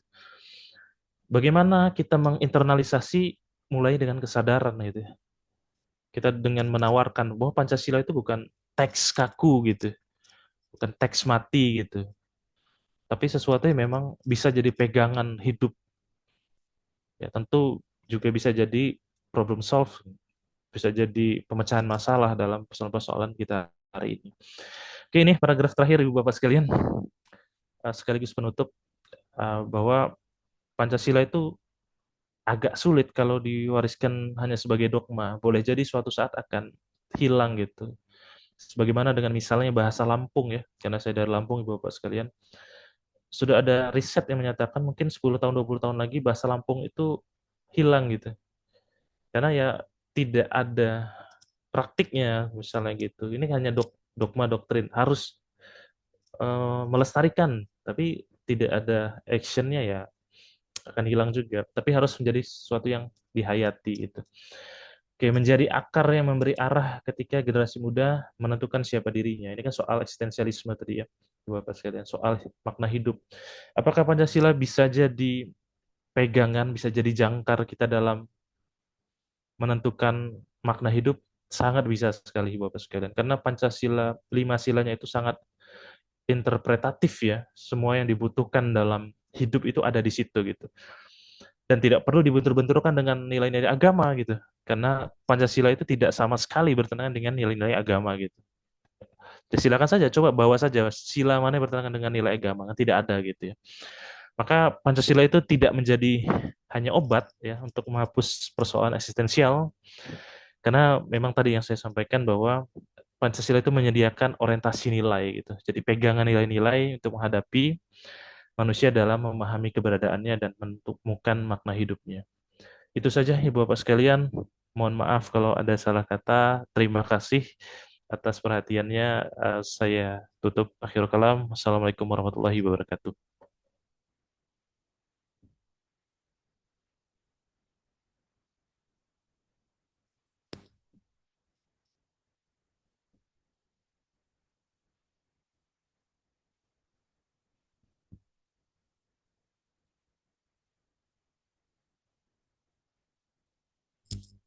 Saya kembalikan ke Ibu Moderator. Ada Bu Dian?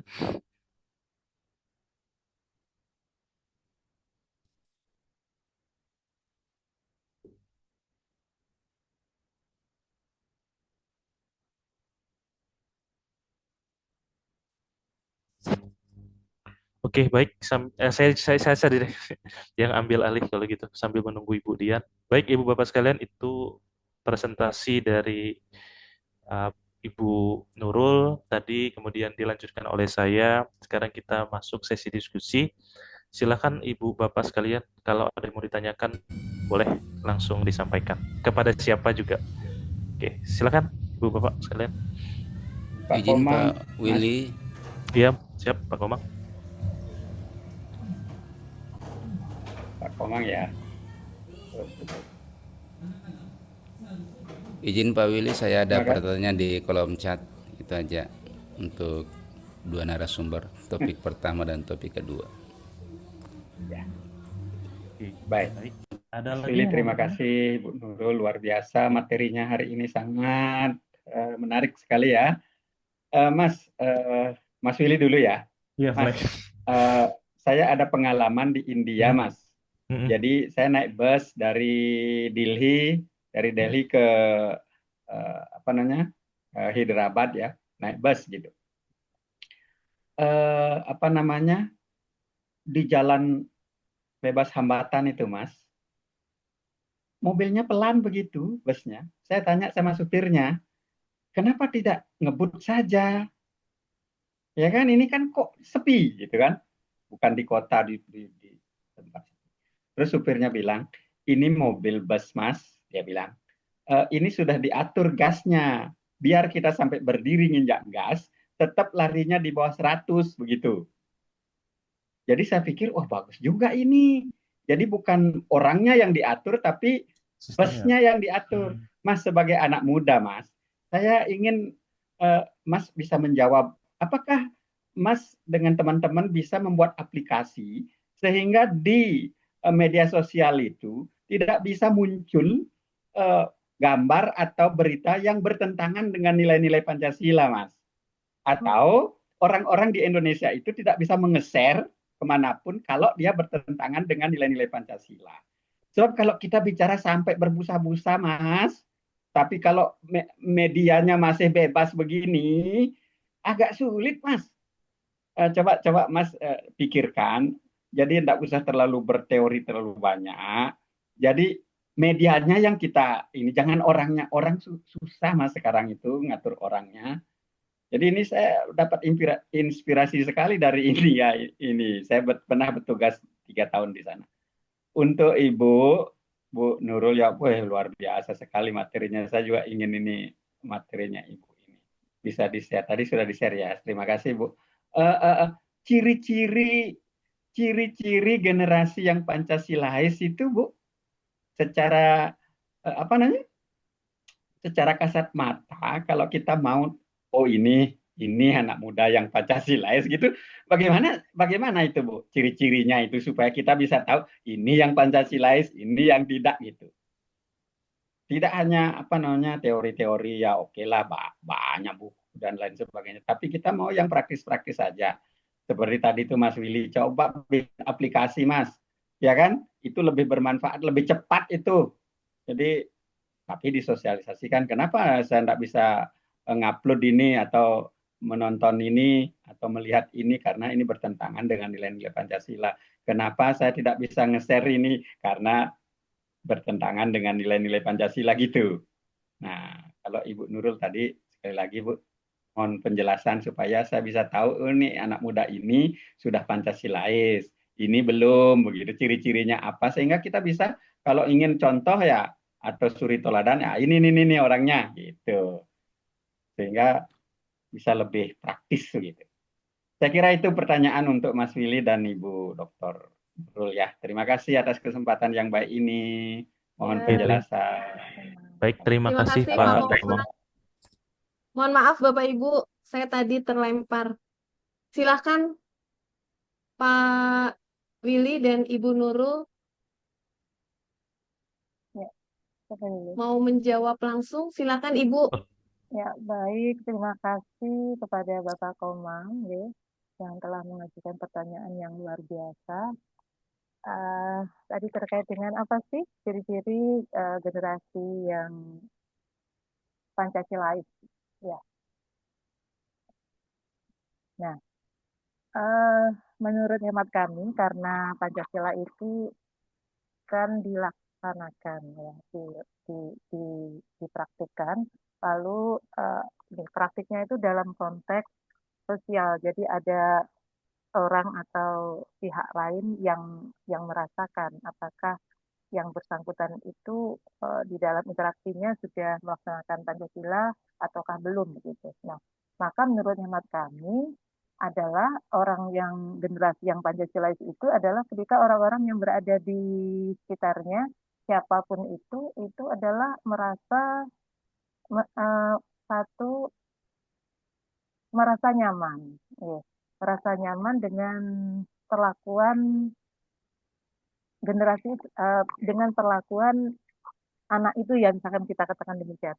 Dia merasa nyaman, dia merasa diperlakukan adil, dia merasa ya pokoknya perilaku sifat-sifat sikap yang itu secara apa sosial itu dia rasakan sebagai sebuah kenyamanan gitu. Karena karena ini kan hubungan sosial ya. Jadi bagaimana dia dia dia dapat menunjukkan itu dan itu dapat dirasakan oleh pihak lain. Nah, eh, ketika pihak lain itu merasakan bahwa dia tidak merasa ditindas, dia tidak merasa dikecilkan, dia tidak merasa. Nah, itu berarti eh, yang bersangkutan itu telah memiliki tanda-tanda indikator sebagai generasi yang Pancasilais. Nah, eh, sekarang bagaimana kita membuat atau memformulakan itu apa perilaku-perilaku itu menjadi hal yang umum gitu loh. Hal yang umum sehingga pihak-pihak komponen yang ada di masyarakat khususnya generasi muda memiliki perilaku yang Pancasilais. Nah, di sini adalah masyarakat, sekolah, madrasah, perkumpulan-perkumpulan sosial yang lainnya itu, dan tentunya dengan dukungan pemerintah, mengarus utamakan bahwa ya Pancasila itu menjadi hal yang eh, hal yang harus diterapkan. Dengan cara apa? Jadi penentuannya itu adalah atau yang mendorong itu adalah yang pertama regulasinya. Jadi secara mekanistis ya, secara regulasi itu harus eh, Pancasila itu adalah menjadi ini, menjadi kan yang lalu untuk tidak mengatakan Pancasila itu harus didogmakan, tidak. Tapi tiap-tiap lembaga itu eh, dia gini, negara kita itu memiliki sistem ya aturan regulasi yang secara struktural itu mengatakan bahwa Pancasila itu adalah sebagai dasar negara, sebagai sumber untuk melaksanakan eh, apa dalam kehidupan setiap aspek berbangsa dan bernegara.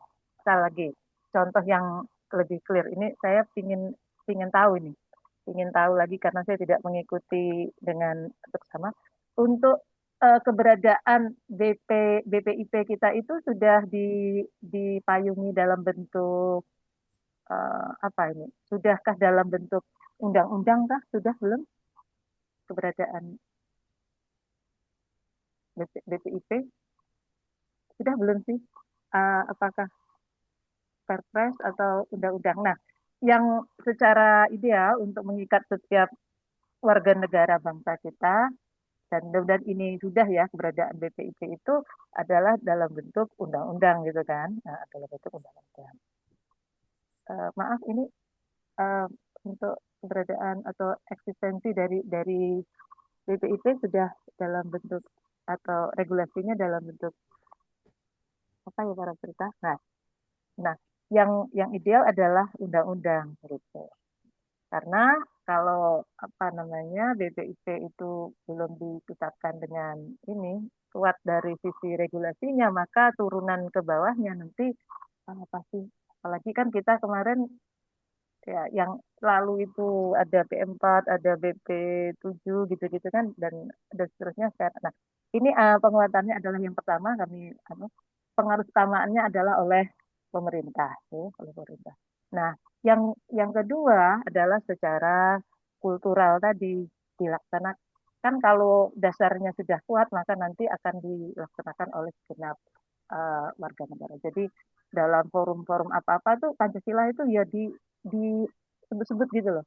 Dan salam Pancasila itu tidak hanya populer dalam lingkungan di BPIP, tapi juga di kantor, di mana, di instansi, di sekolah, madrasah itu ada salam Pancasila.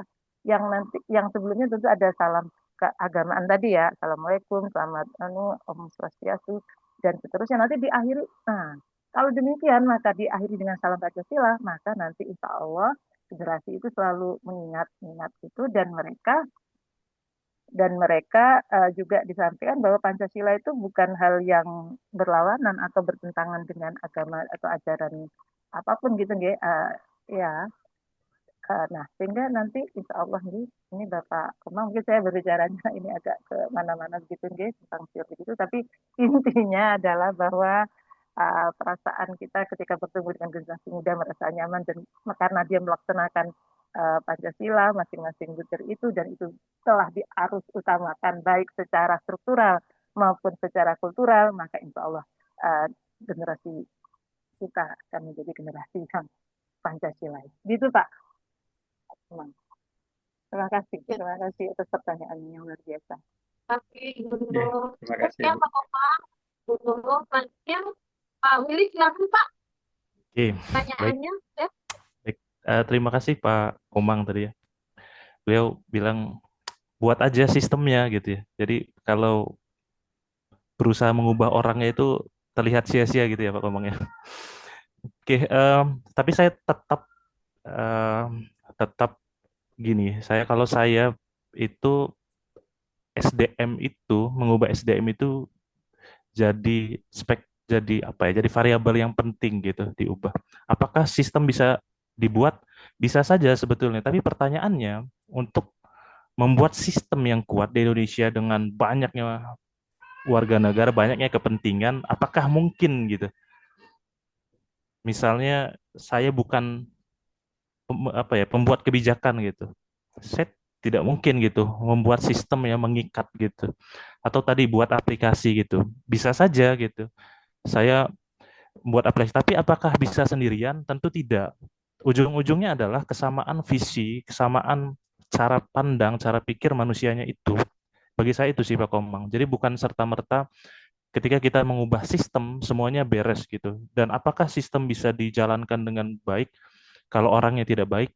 Saya juga bertanya-tanya gitu. Karena yang membuat sistem pun manusianya gitu ya. Jadi saya itu sering gini, ubah apa yang bisa kita kendalikan gitu. Jangan berusaha mengubah apa yang tidak bisa kita kendalikan. Itu jadi prinsipnya filsafat Seneca. Kalau kalau sekarang tuh stoikisme gitu. Nah, itu yang dikenal anak-anak muda itu stoikisme gitu. Di stoikisme itu kita nggak perlu mengubah apa yang tidak bisa kita ubah gitu. Jadi ubahlah apa yang bisa kita ubah, ubah apa yang bisa kita kendalikan. Nah, salah satu hal yang bisa kita kendalikan itu adalah diri sendiri gitu. Tapi apakah saran Pak Komang itu bagus? Itu sangat luar biasa sekali. Tapi memang butuh harmonisasi gitu. Ini persoalannya gitu. Dan birokrasi di Indonesia ya kita tahu sendiri seperti apa gitu. Kalau mau pakai dana pribadi buat sistem yang sedemikian hebatnya gitu kira-kira nggak bisa juga gitu Pak. Jadi kebanyak kepentingan banyak benturan gitu. Tapi itu memang jadi satu solusi. Jadi kalau nggak bisa ubah orang, ubah sistemnya gitu. Tapi kalau negaranya di Singapura mungkin bisa ya. Tapi nggak tahu ya. Tadi maksudnya di India itu apakah itu kebijakan dari pemerintahnya atau bukan? Tapi kalau kebijakan dari pemerintahnya berarti ya selesai lah. Kalau pemerintahnya sudah pro dengan itu ya sudah gitu gampang. Tapi kalau yang coba mengubah sistemnya personal, menawarkan ini, wah, agak berat. Saran yang sangat bagus, tapi saya lebih lebih condong pada kita coba cerdaskan kehidupan bangsa deh gitu. Itu sih Pak Komang. Terima kasih Pak Komang. Iya Mas, terima kasih Mas. Ya memang harus kalau di India itu Mas, memang dari pemerintah. Jadi bus itu untuk menghindari kecelakaan ya, bus itu memang di setel sedemikian rupa sehingga tidak bisa lebih dari 100 km per jam. Ya. Jadi supir biar berdiri dia nginjak gas tetap di bawah 100 km per jam. Jadi ini bisa menekan bisa menekan kecelakaan. Kalau misalnya kita bicara mengenai nilai-nilai Pancasila, seandainya kita bisa bikin aplikasi atau sistem seperti itu, ya ini maksud saya bukan Mas sendiri ya, tentu dari BPIP, dari pemerintah ya ada goodwill begitu ya. Sebab kalau orang Indonesia Mas sebenarnya baik-baik loh.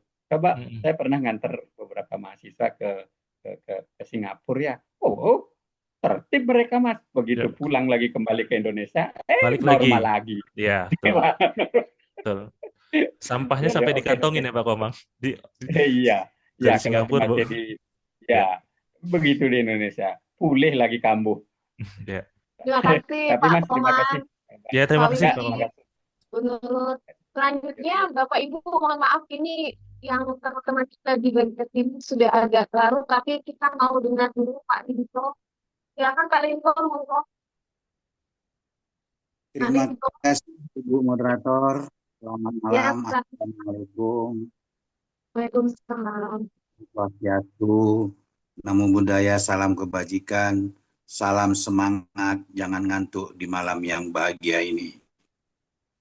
Saya ke Bang Willy dulu, Bang Willy. Siapa? Satu, Bang Willy adalah orang yang belajar meditasi. Ya, Bang Willy mungkin pernah mendengar NLP. Pernah Bang? NLP dan programming. Banyak sekali jadi masalah bagi anak-anak muda sekarang. NLP itu ada 3. Ya, neuro itu artinya cara otak kita mikir dan ngerasain. Yang kedua, linguistik, cara kita ngomong ke diri sendiri dan orang lain.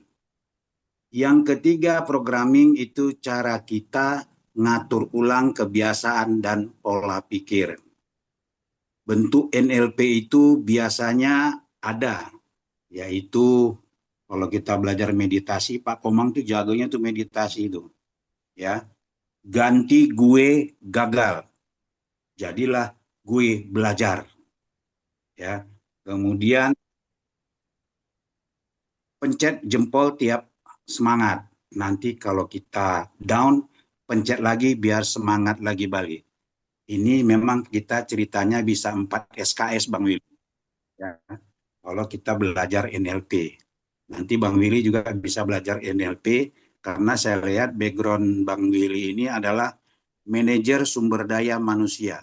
How to manage about yourself. Bagaimana kita memanage diri kita, ya kan? Ya, intinya sebenarnya adalah satu, pengendalian diri. Dulu saya ikut penataran P4, pola 150 jam. Inti dari P4 itu adalah pengendalian diri. Kemarin ada kejadian seminggu yang lalu, Bang Willy, di Bintaro, tepatnya di stasiun Jurangmangu, ada seorang cewek, murid kelas 2, sekolah menengah atas, dia bunuh diri di kereta api. Dia tabrakkan dirinya pas kereta api lagi berjalan pelan, mau merapat untuk mengambil sewa. Nah, situ dia bunuh diri. Padahal sebelumnya, berapa menit sebelumnya, dia itu tertawa-tertawa di kafe, kemudian dibawa temannya, macam, ternyata dia nggak tahu lagi, hidup ini mau ngapain. Nauzubillah min zalik. Ya kan? Jadi kita ini perlu, ya, kalau misalnya orang-orang yang udah pensiun itu, juga perlu ada kawan yang dianggap sebagai sahabat untuk bercerita.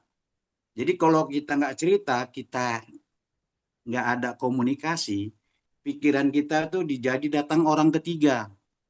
Datang orang ketiga tuh tapi nggak berwujud. Yaitu misalnya ada setan, ada lain-lain sebagainya, iblis. Nah, ini yang membahayakan diri kita kalau kita tidak cepat-cepat tahu diri, tahu diuntung, dan tahu menempatkan diri. Nah, ini susah memang. Susah. Dan sebenarnya intinya yang kedua sama Ibu Nurul tadi, saya setuju. Basic knowledge-nya itu adalah agama. Itu sangat basic sekali knowledge. Adalah agama. Agama itu adalah basic. Bandel-bandel sedikit pun anak, gen Z, gen apapun, itu insya Allah mungkin balik lagi seperti semula. Jadi basic agama itu paling Yahud menurut saya.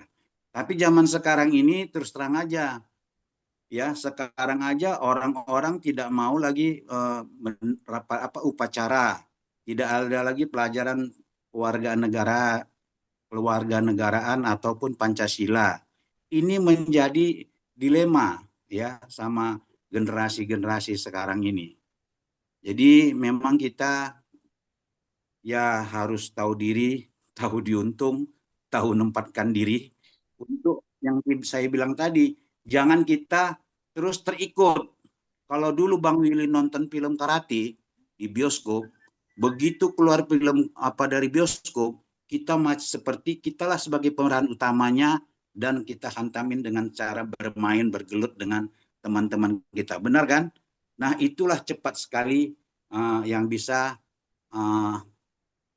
langsung bersosialisasi, langsung menular kepada orang-orang yang tidak bisa pengendalian diri. Ya, jadi saran saya nanti mungkin ada waktu Bang Willy bisa itu mempelajari tentang NLP, masalahnya meditasi itu sangat bagus. Kalau di luar negeri ya itu banyak orang belajar NLP, itu banyak sekali ya. Intinya itu tadi, how to manage about yourself. Pas Anda lagi gini, posisinya gini kayak mana? Kita perlu perenungan. Nah, itu aja saran saya kepada Bang Willy dan Ibu Nurul. Terima kasih. Wabillahi taufik wal hidayah. Wassalamualaikum warahmatullahi wabarakatuh. Om Santi Santi Om. Salam sehat, selamat istirahat. Waalaikumsalam warahmatullahi wabarakatuh. Terima kasih Pak Rinto. Lanjut. Bu Nurul dan Pak Wibi masih ada yang mau disampaikan. Ini ada satu pertanyaan yang ada di chat.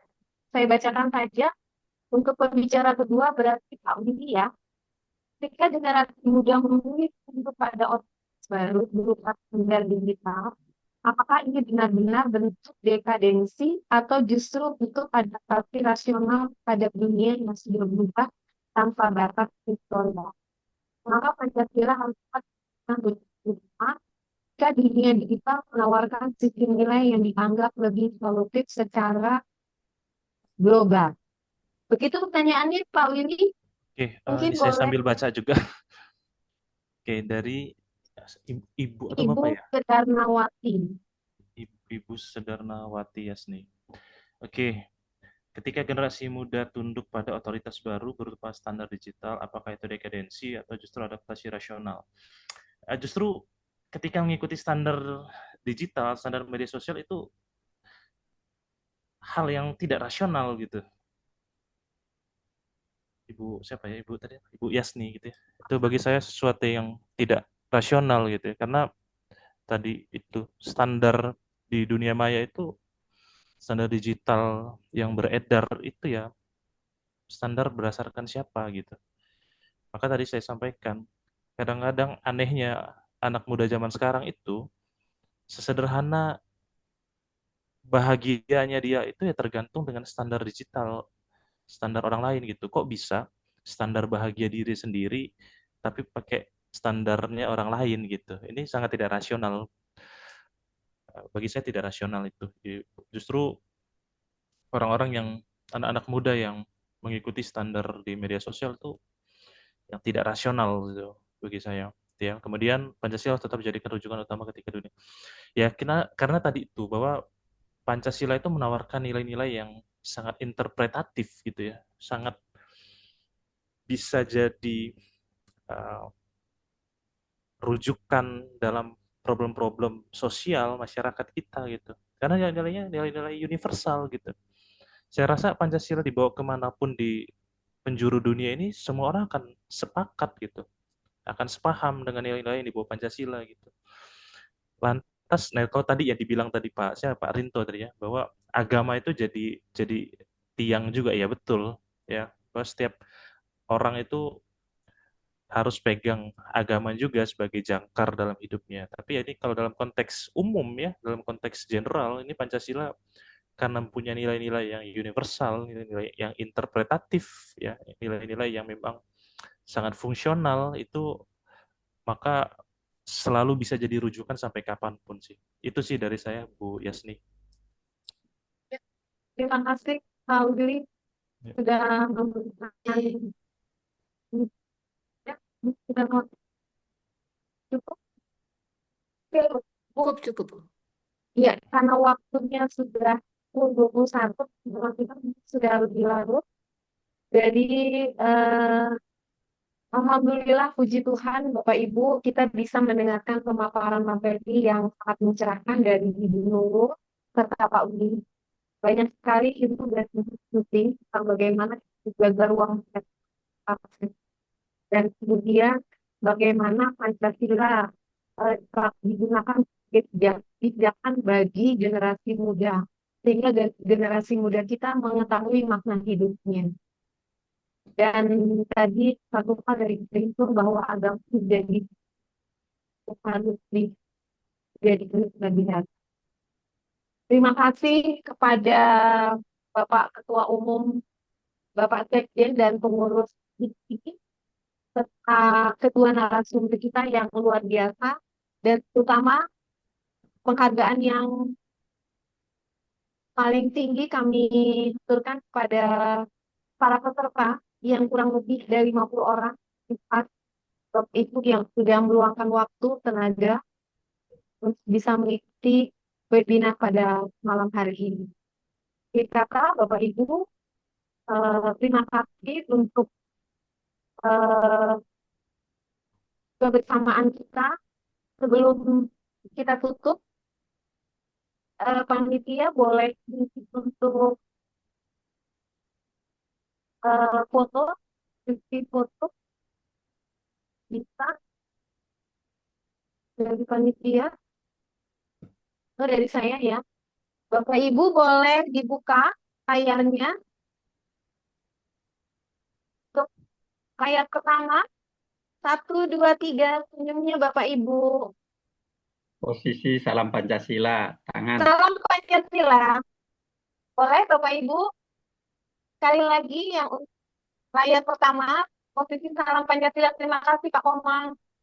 Kemudian layar kedua, ada 2 layar. Bapak Ibu yang layar kedua, ini salam Pancasila boleh dibuka kameranya. Terima kasih.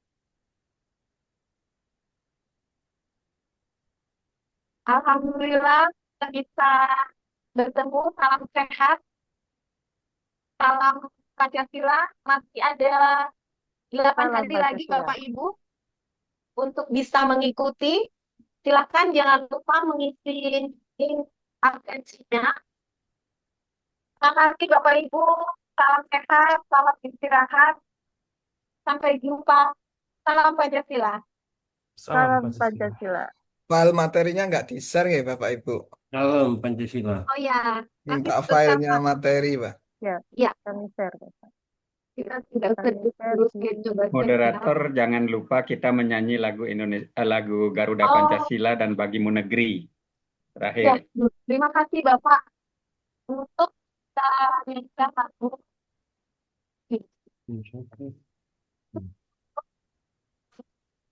Silakan dari panitia untuk men-share lagu.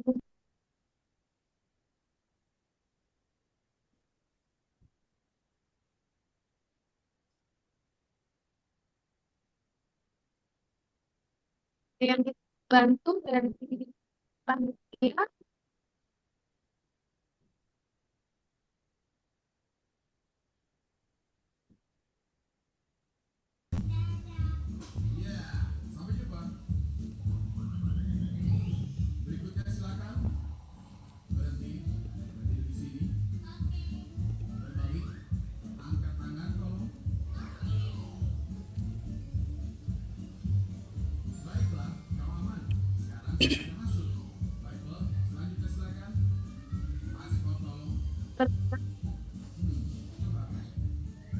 Izin Bapak panitia, suaranya belum dengar.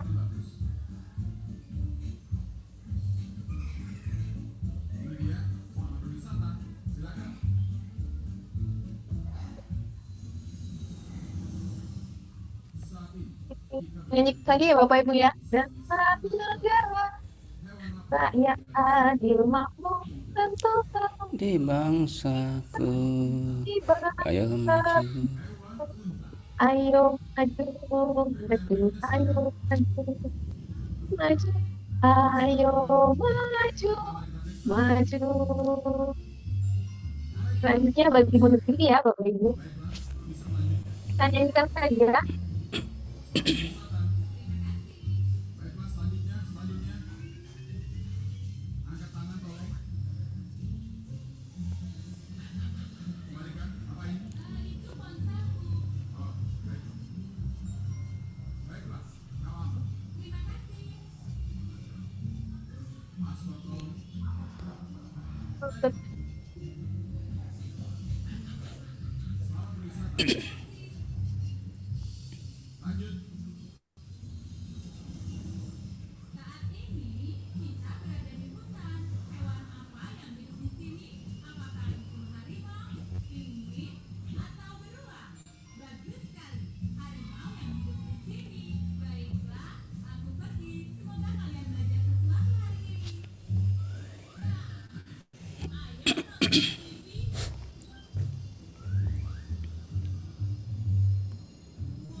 Suaranya enggak keluar, Pak Andi. Ya, suaranya tidak ada Pak. Padamu negeri kami berjanji Pada negeri Negeri kami kami berbakti. padamu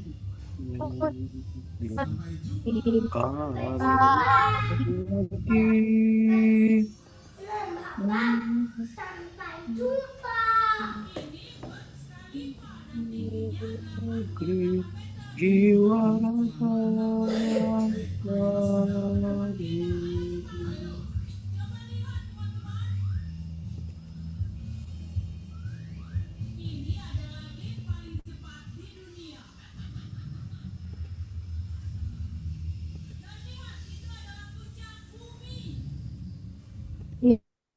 Ya, terima kasih Bapak Ibu. Mohon maaf dari suaranya, tapi dalam kita tetap pada negeri ya Bapak Ibu.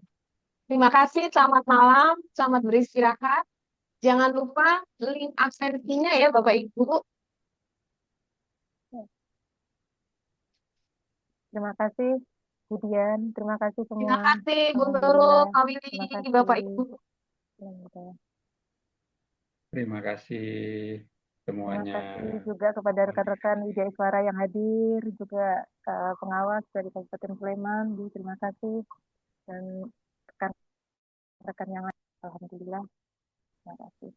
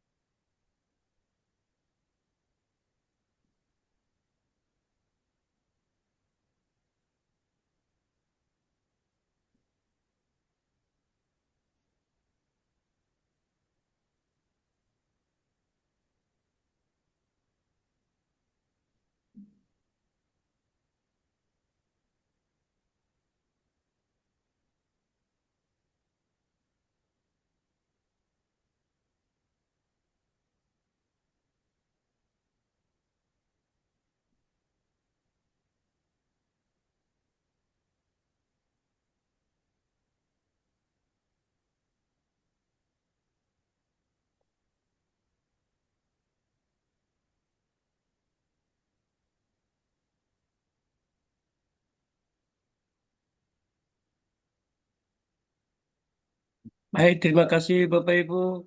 Terima Izin kasih Bapak undur Ibu, diri. sampai Pak Ibu Akani. Nurul, Terima kasih. Assalamualaikum Ibu.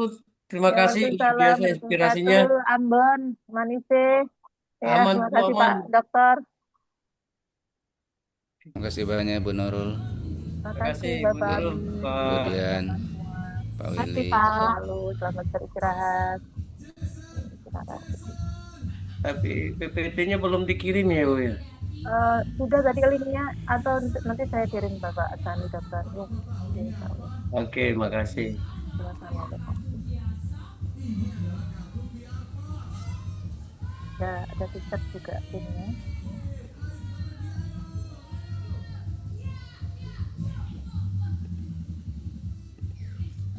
Oh, sudah. Alhamdulillah. Yang miliknya Pak Willy kayaknya belum dikirim. Dengar ya Pak.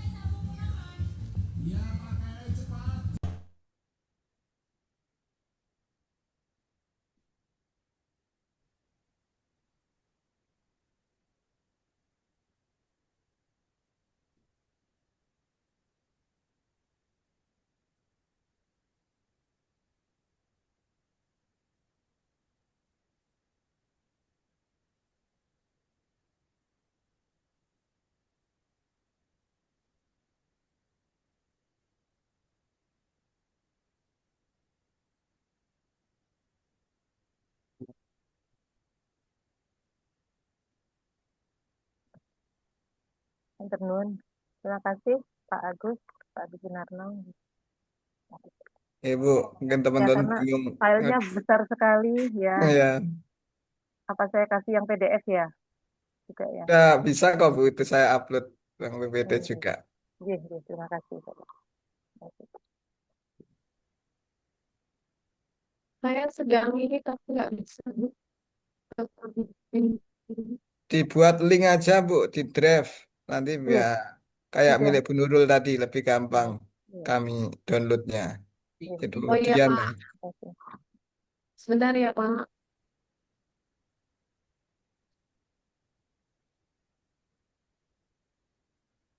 Ibu Dian minta maaf. Ini Ya Pak, belum sempat mendaftar di link peserta, tapi sudah isi absen, nggak apa-apa ya? Ini akhirnya ini Pak. bisa kan Bu Dian. Yang penting isi presensi ya, Ibu Dian. Ya, Hmm. isi presensi aja Pak. Oh iya Ibu ya, oke. Makasih. Ah, Sekalian pamit Bapak saya Ibu. coba kirim Iya, ya. terima Ini kasih yang Pak PPT-nya Pak Dokter. Willy. Oh Terima ya. kasih Bapak Pak Ibu. Dokter Asani, Nah, sudah boleh Para BDK Ambon. di-download.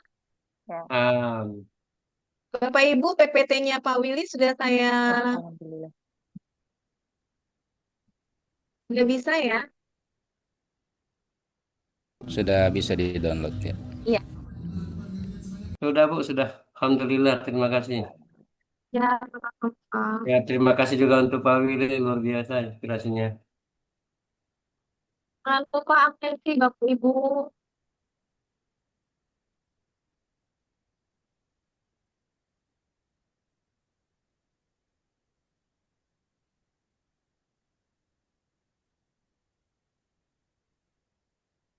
Di absensinya saya